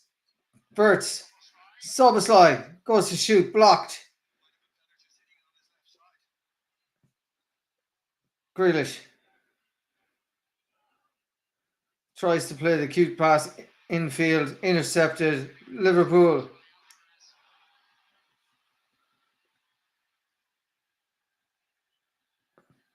Just calm it down, Liverpool. Just string a few passes together around here. No, not around here in the ball through to Isak. No, it's going to run to Pickford. Everton look like they're going to make a change. Don't know who that lad is. Grealish by far the best Evertonian player on the pitch. By far.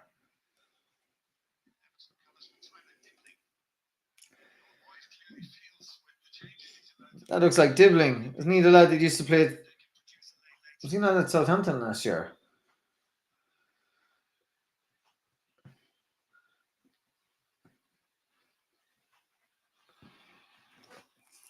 Liverpool still probing. Isak, Wirtz. Oh! Offside. Tarkowski was lucky. Isak dribbling here, tries to pay the ball through. Oh, that's tight.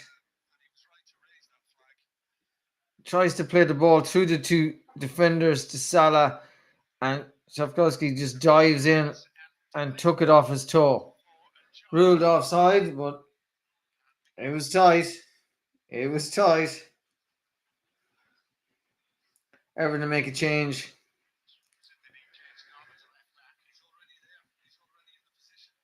Dibbling is coming on.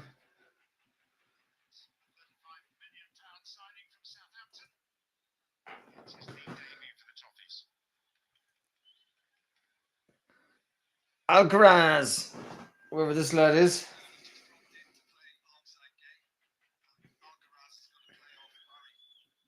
Oh, Dibbling is going to play on the right, seemingly.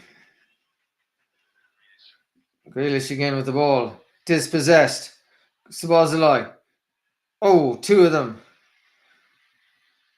Took two of them there to who's that? Garner. Garner playing left back, is he?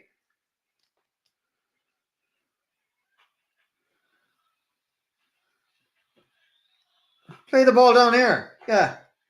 That's it. Push in the back, ref. Ref, push in the back. Grealish and Bradley are exchanging vows. I'm sure they'll be getting a room after this. There's been lots of heavy petting between those two during the course of this game.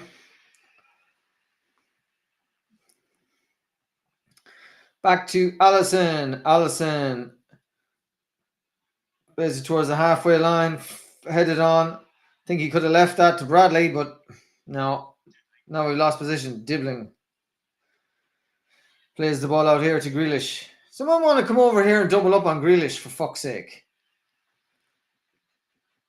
Fortuitous deflection. Liverpool have the ball back here at the right hand side. Bradley on the inside. Give the ball away again.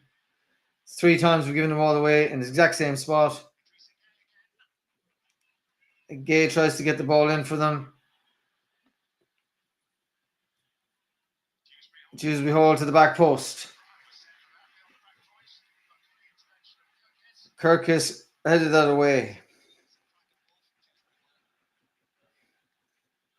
Instead of us turning the screw on Everton after being 2-0 up like we were the last day, we're basically sitting here now defending basically our 2-1 lead with 3 minutes of normal time remaining.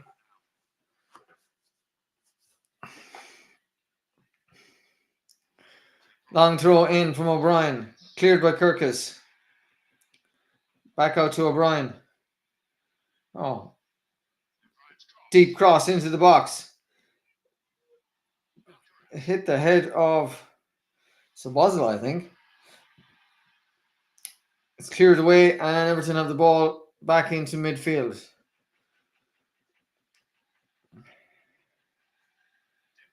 Dibbling. Alcaraz.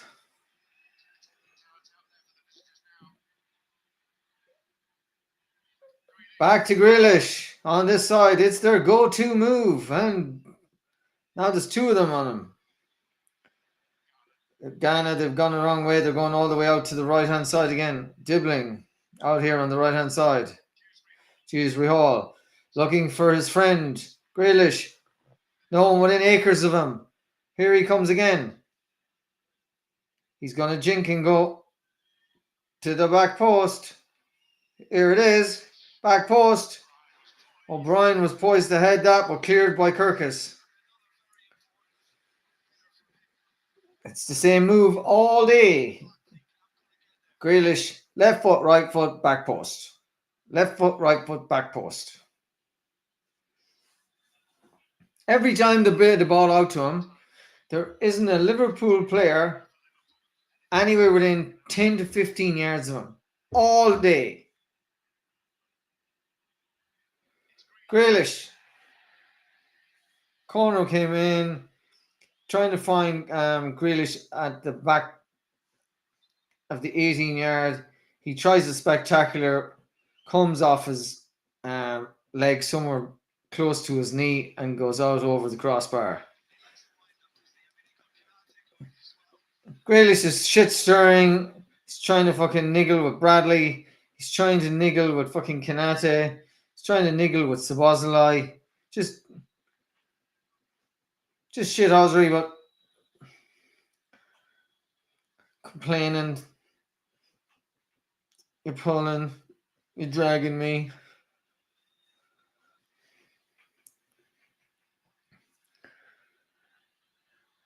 Normal time is up. Conor Bradley out here on the right touchline. He's gone down the line. He's cut back again. Now he's going to go out to the halfway line. This is where we get sloppy and start messing. We're going to go all the way back to the goalkeeper. I haven't seen how many minutes? 3 minutes. One of that almost gone.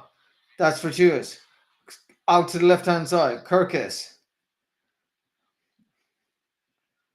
We're not going to chance a risky cross here. We're going to seem to. Verts has the ball. Passes the ball out to Salah. Soboslai tries the shot. Corner.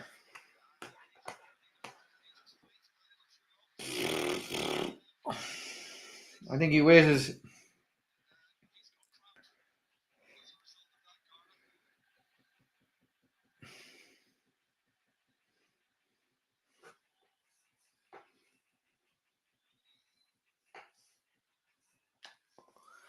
Garner complaining he's got cramp somehow from getting hit with the ball.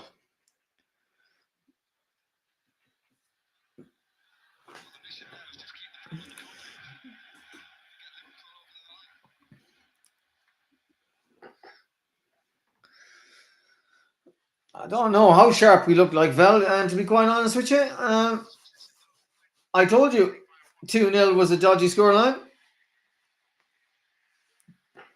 That's a free to Liverpool? No? Anyone want to say that's a free? Is that a free?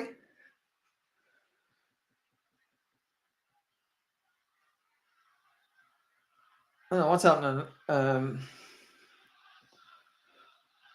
Free to Liverpool by the looks of this.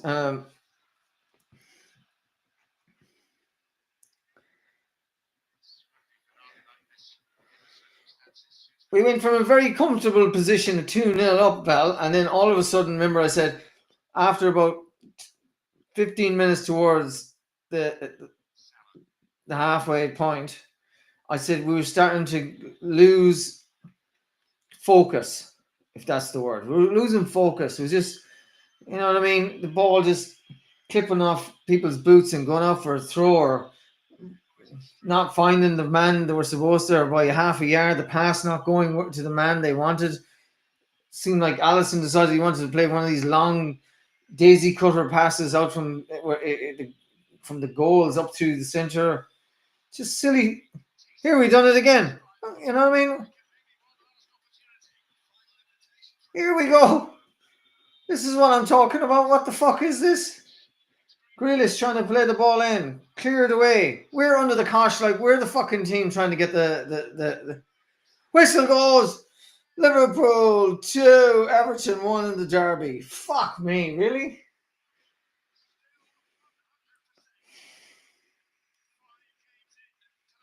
Five out of five. Liverpool are still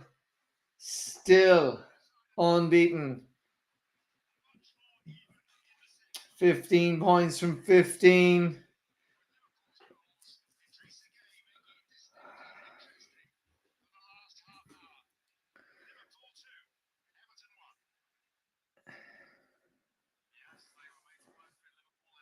Yeah, I don't know if it's just Verts. It just seemed Verts wasn't on the pitch, Val, in the first half. Verts wasn't on the pitch for the first 20 minutes of the second half. So there's no point pointing the finger at Verts and saying basically he had a shocking cameo. Does anyone want to go back and analyze basically how many missed passes we had as a team going through that? There was.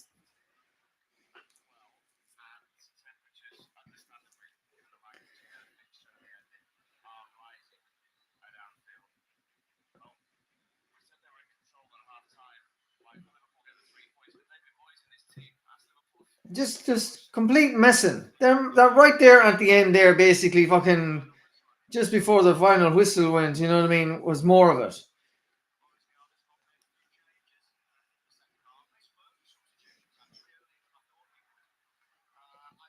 going to be a long season, Vel, if we're going to do this. It's going to be a long season. For those of us, who aren't grey will be grey by the end of it. To those of the people who are starting to lose your hair, by the time you fucking get to the end of the season, if we keep playing like this, man, you know what I mean? You'll be off to Turkey, you know? Oh, thank God that's over.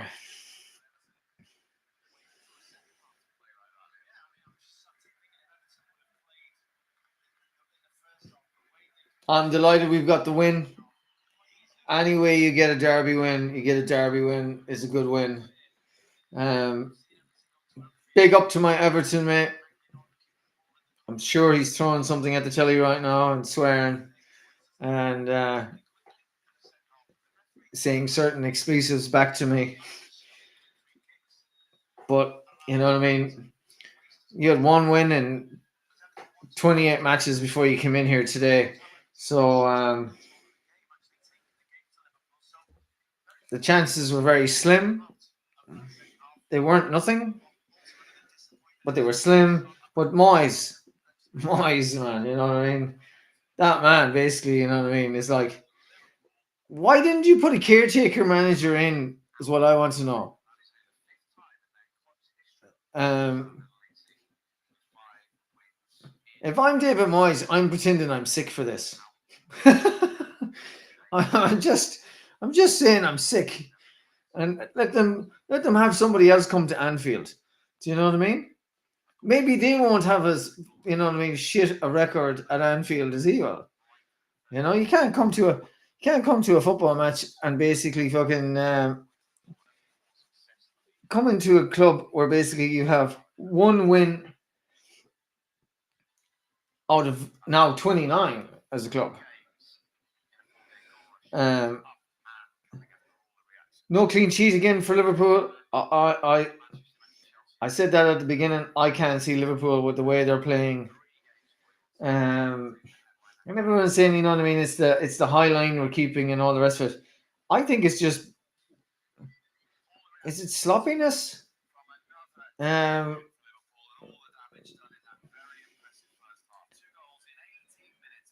I need to watch that match back. You know what I mean? I know I was trying to watch it there and do a commentary, and as I said, I couldn't watch it properly. I had technical issues with my streaming platform. Hopefully, I get that sorted the next day or so. And knowing my luck, it'll probably fucking come on now that the Liverpool matches, you know, Murphy's Law. It'll fucking come on basically for the matches later on today and tomorrow. Um,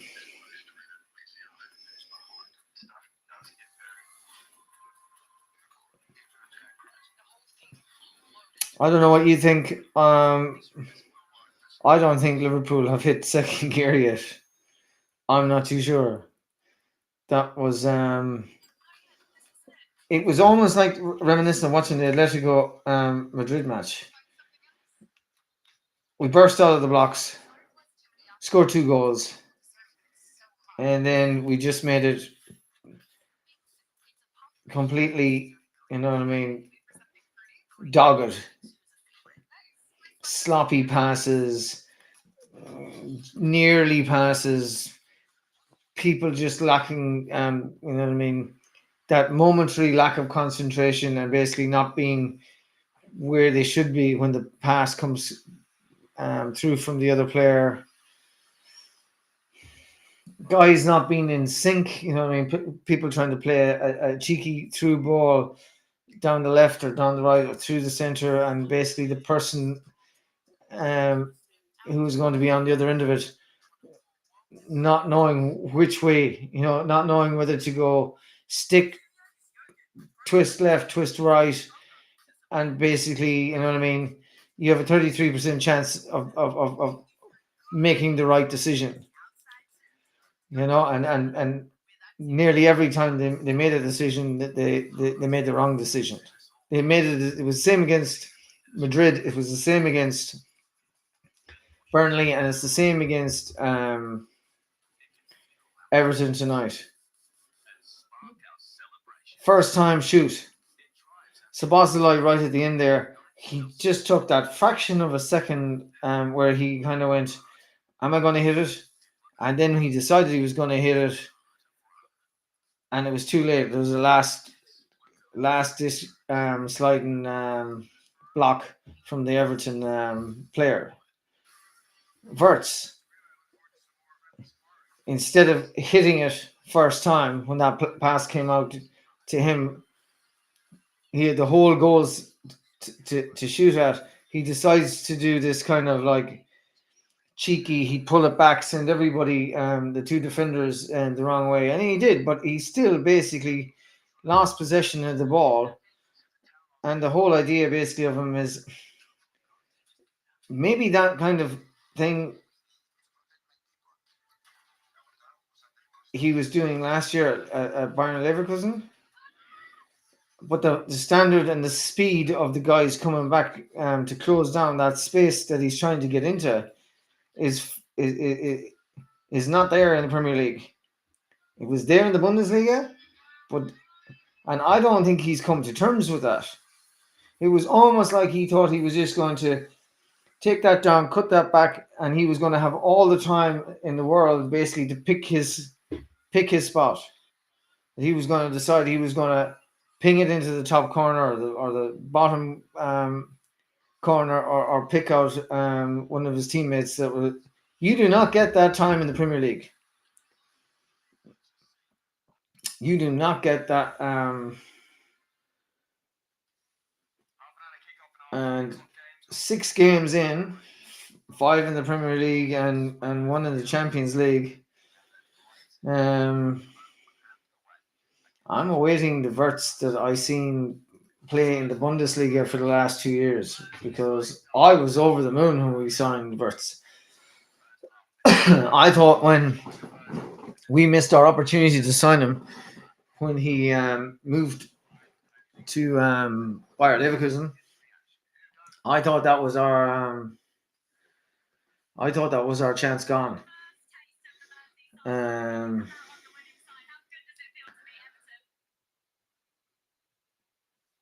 I thought that basically we had lost our opportunity to sign him 2 years ago. That he was going to stay at Bayer Leverkusen, and then after that, then he would move on to, him being a German youngster, he'd just eventually do what everyone else does. You play for Bayer Leverkusen, you show you're good enough, and then you go and Bayern Munich basically turn up and basically go, come play with us. We're the biggest team in Germany, and that's what they always do normally. But on this occasion, Liverpool had done the groundwork before he moved to Bayern Leverkusen. I can't remember why he stayed. Was he doing his studies and he wanted to stay there, and then he had a very bad injury, and then people said he might not even come back and be the same player that he was before that injury. And then he came back and he balled out for the last 2 years. So hey, look, you take risks when you bring players from other leagues. It's all good and well watching the Premier League, but at the end of the day, playing it is a different kettle of fish. I know some of these players might play Premier League teams in the Champions League, and basically they come across them and they might get one over on them. It happens. Bayern Munich rolled Arsenal the last day.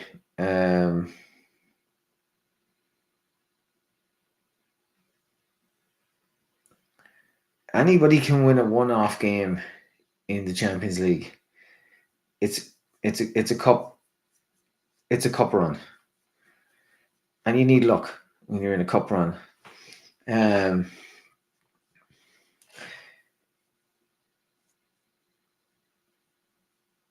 You have a tough season. You've got injuries. You've got internationals.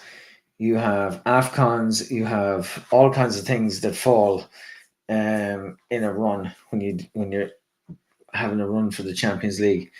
We don't have a winter break. Other teams in Europe have a winter break.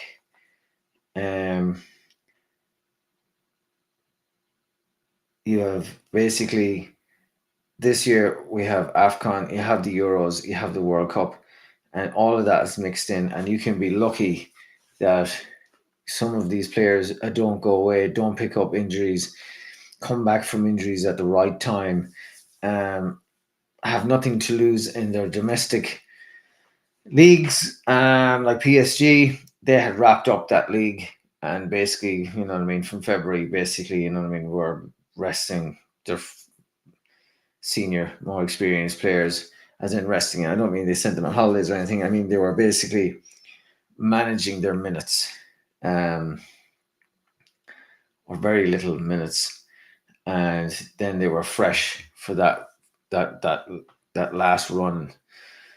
That we all saw them come in and just blow all the rest of the teams. I mean, everyone forgets Liverpool. Basically, you know what I mean. We had a very lucky first first leg round with them. They absolutely peppered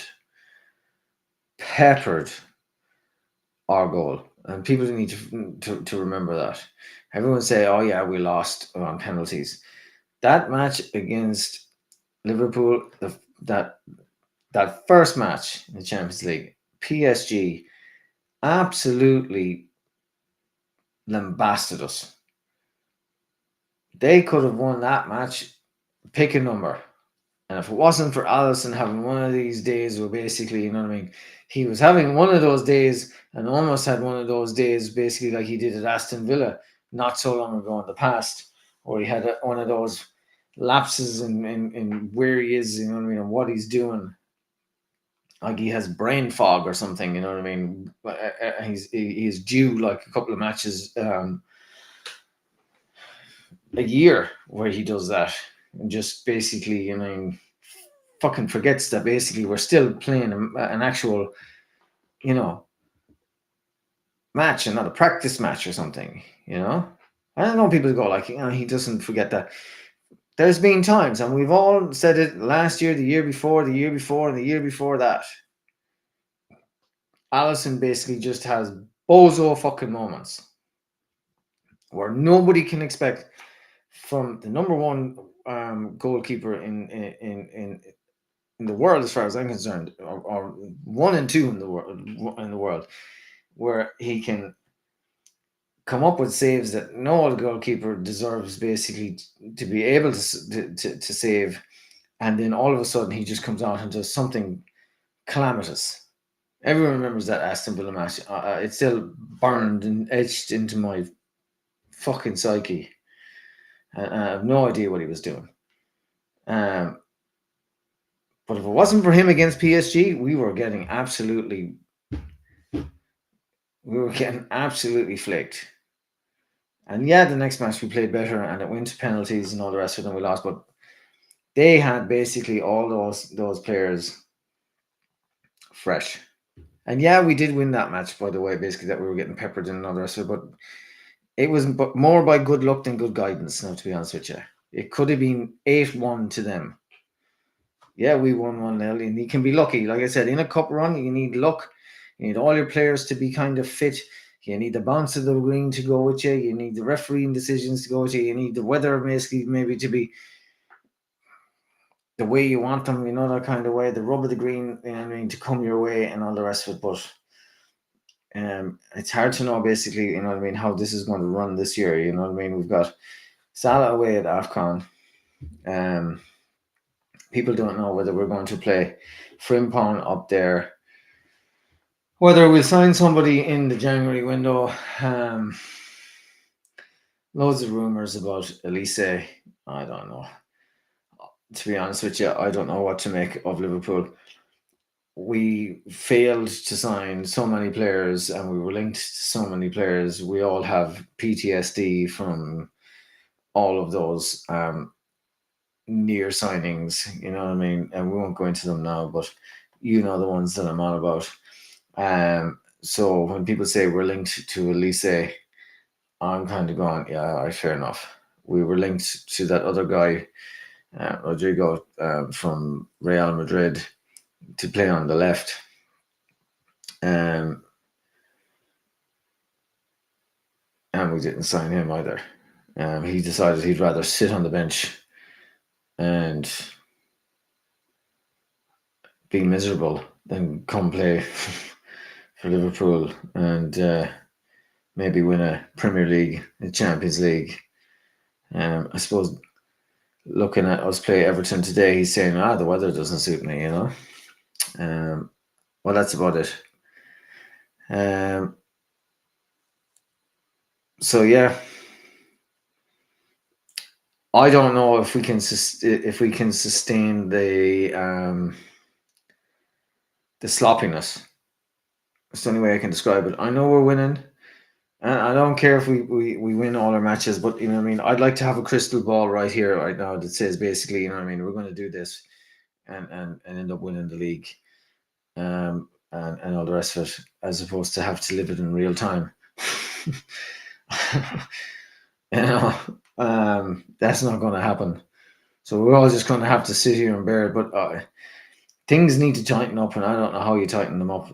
Maybe somebody else can see something that I can't see, but that's six matches in a row, and they said we can't keep going the way we're going, but we seem to be just going the way we're going, and yeah, our nerves are going to be shot at the end of it by the looks of it. So I'm going to wrap up. I've got work in the morning, so like, comment, and subscribe. Please get as many likes as you can. It's a new channel.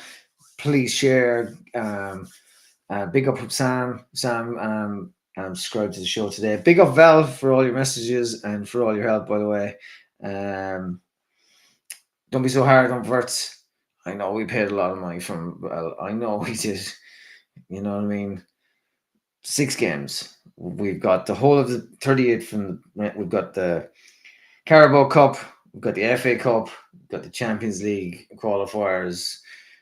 Whatever we're doing, and then we've got all that. So you know what I mean. He's going to come. He's going to come. It's going to click. You know what I mean? Isaac is only starting to, you know what I mean, to get his fitness up and training, get his match sharpness. You know what I mean? It's got to click. Who we're going to play in the middle, I don't know. We played with McAllister instead of Wirtz, and I don't know if did that work out as well as everyone thought it was going to work out. I don't know. It still didn't seem to. I don't know if McAllister is match fit. He could be fit. I don't think he's match fit. And he seemed to have this habit. I don't know what was his injury this time, but I'm nearly sure last year he had the same thing where basically the first 10 matches maybe or so, I could be wrong, maybe more, he just seemed to be off.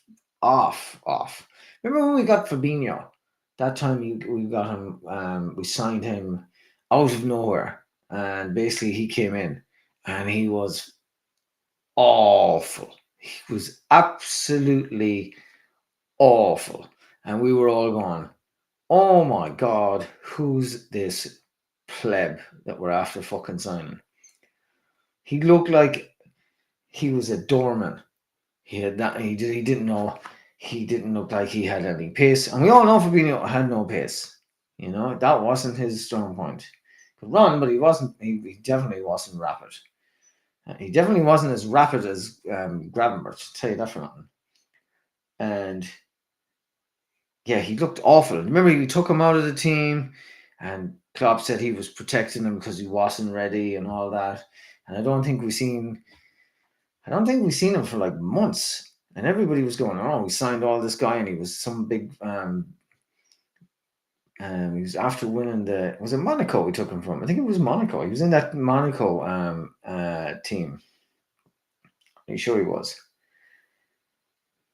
But he came basically as, you know what I mean, the guy, and he just couldn't get it. Couldn't get the system, couldn't get into the patterns. He looked like he was running in treacle. And I think around November, if I remember rightly. I think around, it was November. October, end of October, November time. He was out. I remember he was out for a long time. We thought we had bought a dud. And then all of a sudden he just basically, I don't know, he just basically figured it out. I don't know how you figure it out. it almost seemed like it just clicked, and then he went on to be one of the best DMs, you know what I mean, we've seen at Liverpool, and became one of the linchpins, you know what I mean, in us, you know what I mean, challenging for the titles, winning the Champions League at the time. But I don't know whether that same thing is happening with Wirtz, that basically he just can't seem to get it all to stitch together. He knows what, you know, he knows what he wants to do. He knows what he's trying to do, but for some reason it just won't just happen. And I don't know whether that basically, I'm hoping that that's going to basically happen in the next, okay, well 20th, around 20th September, maybe by this time next month, that it's all just clicking, and it's all we're going to hear is Verts, Isaac, goal, Wirtz, Isaac, Ikitike, goal. I know that's what everyone wants. That's what I want to hear. We're after dumping 115 million on this lad, and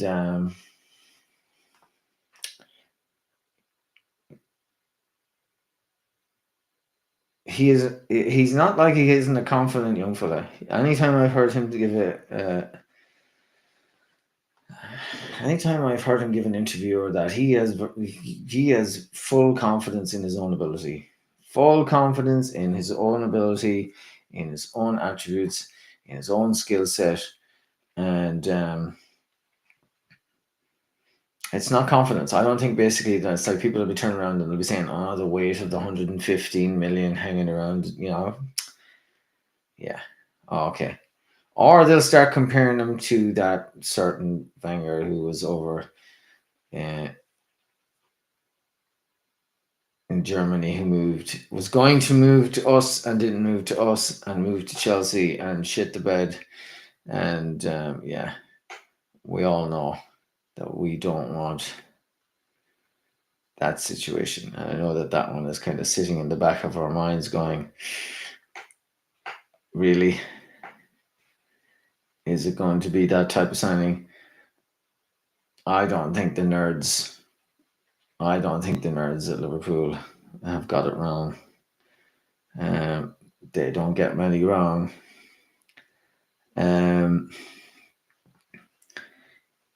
You have a lot of different moving parts that went into Liverpool this summer, and some of it very late in the summer.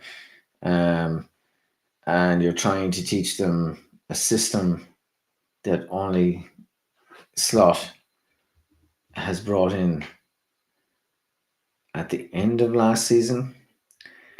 So Slot wasn't playing predominantly the way he's playing now at the beginning to 3 quarters. Once we won the league, Slot kind of was tinkering around with basically, I think, the style that he wants to play, and trying to figure out what players he was going to keep and what players wouldn't fit the system that he was thinking about playing this year.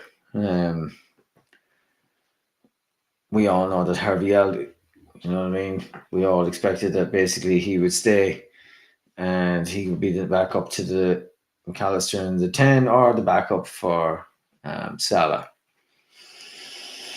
And look, I wish the young man every success in life. He's a Liverpool fan, the same as I am, and he got to live out his childhood dream, one that we would have all given our back teeth for, and to play for Liverpool Football Club at Anfield. But the Premier League is just very fast. It's very physical, and physically he wasn't tall enough or athletic enough, fast enough. Look, he's a nice, tidy, skillful little player. He can play in some teams and the number 10, and probably, you know, have a nice career in the Premier League with a lower down team. He's gone to Aston Villa, I think, if I'm not mistaken. And if he plays X amount of matches, they basically have to deactivate his buyout clause. And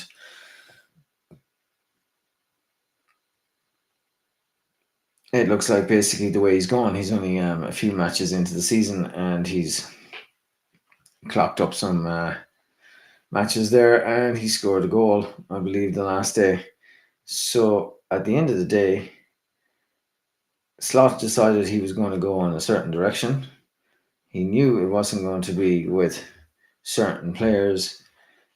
He offloaded those players, and he brought in a whole new cohort. You know what I mean? He brought in Frimpong. And none of us could figure out basically, is Frimpong a replacement for Trent, or Frimpong the backup for right back? Is he the first? Is he the number one right back, or is he the number two backup for Salah? I've no idea. I haven't seen enough. He got injured, so and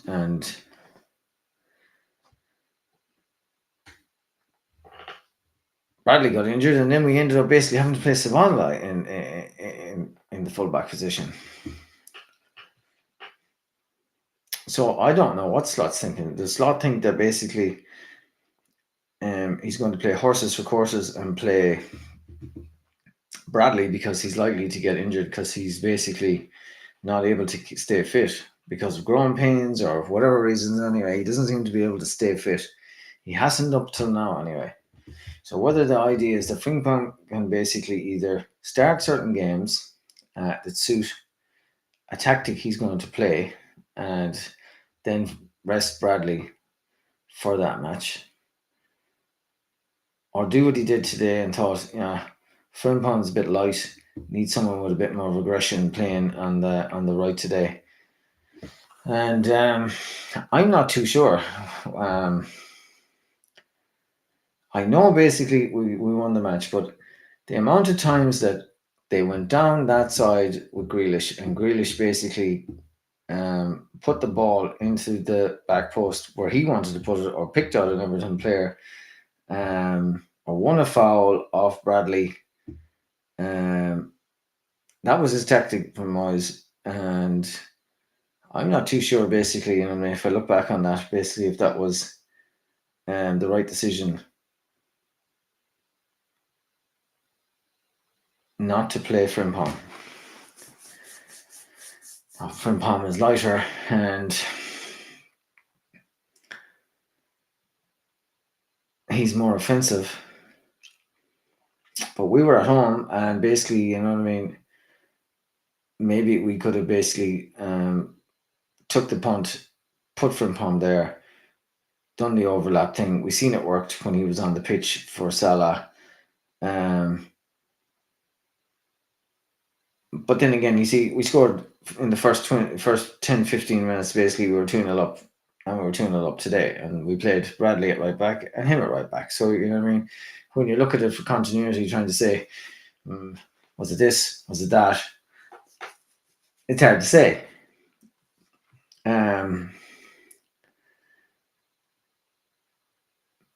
Gakpo's not working on the left, so I don't care what anyone says. And it's not bashing the lad around the rest of it. It's just clear for anyone to see it's not working. And the problem we have is we didn't get anybody in to replace Diaz, and we now got a 17-year-old young fella who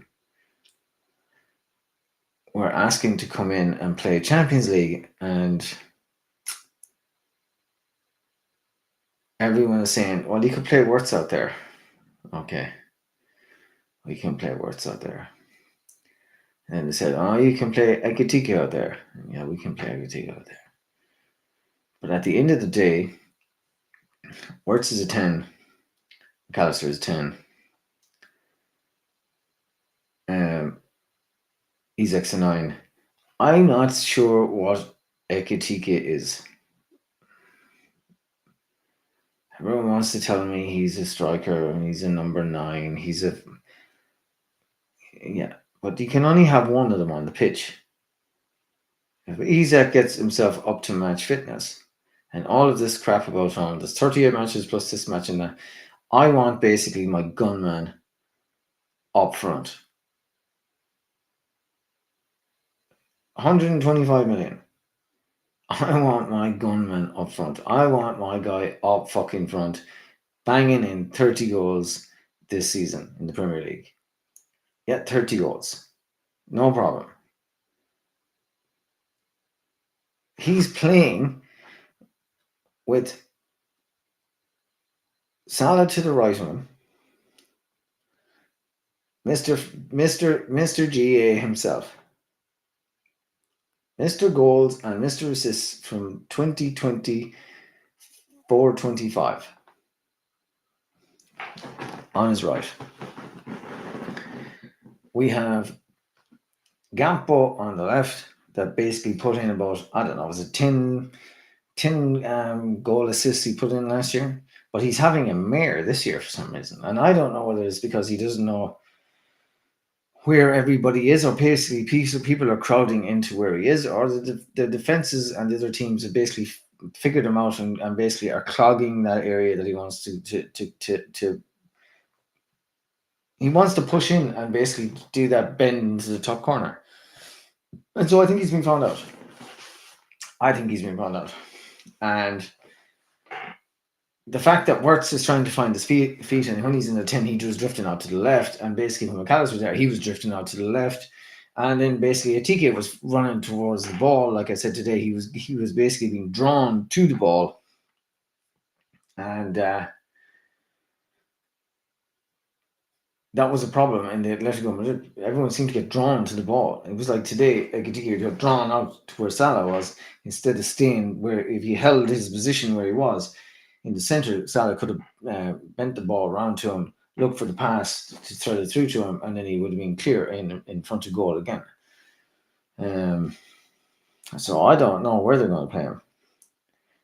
To be honest with you, if Gapco is having this, he's had 6 matches to clear himself, and he hasn't. Depending on how fit Isak is in the next match, does anyone think what we should do is basically play Isak up front, AKTK to the left, Salah to the right, Wirtz in the 10? Because I don't think McAllister is fit. As in match fit. He might be physically fit, but I don't think he's match fit. I don't know. I'm looking for basically to see what this diamond looks like. Where basically we go AKTK because Gapo is doing nothing of any consequence. Isak in the 9, Salah and out to the right. Wirtz basically in the 10. Frimpong plays down at right back. Kirkes at left back. And we play Szoboszlai and Gravenberch in the middle. And we've got Kanate and Virgil. And we just play that team and we just see what happens. We just play that team. And then people will say, oh, well, Isaac could get tired. Well, if he does, what we do is we take Isaac off. We move Ekitike across into the middle. And we bring on that young fella, what's his name? Rio. And play him on the left. And play Rio on the left. Ekitike through the middle. Salah on the right.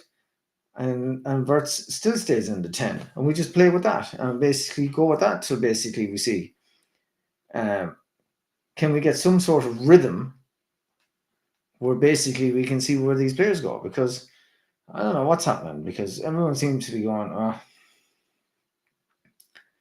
this thing will all work by itself. I don't know if it will, because AKTK is trying to learn basically where he should be on the pitch and, you know what I mean, all the rest of it.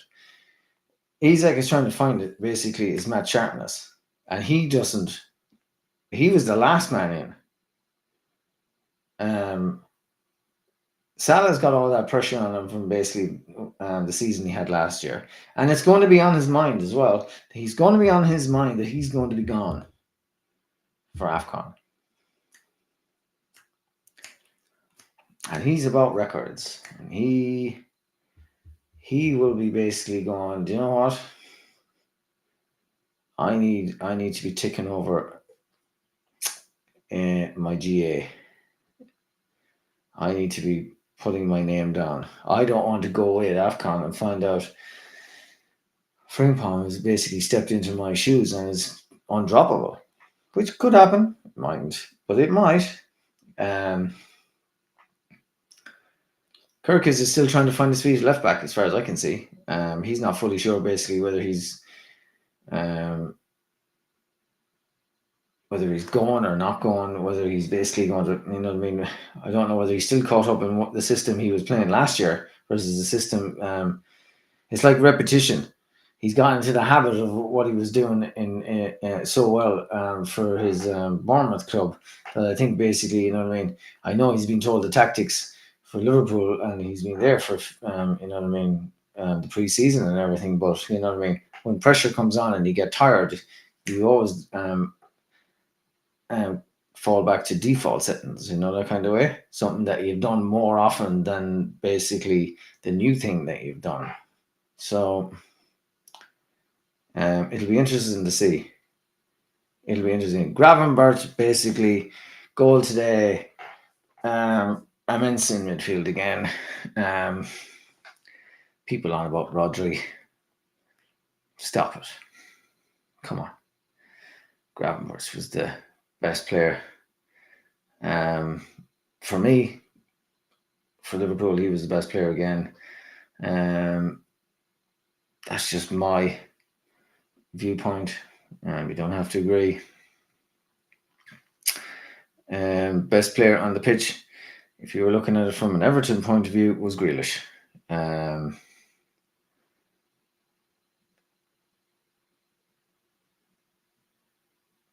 And looks exactly the same player as he was at Aston Villa.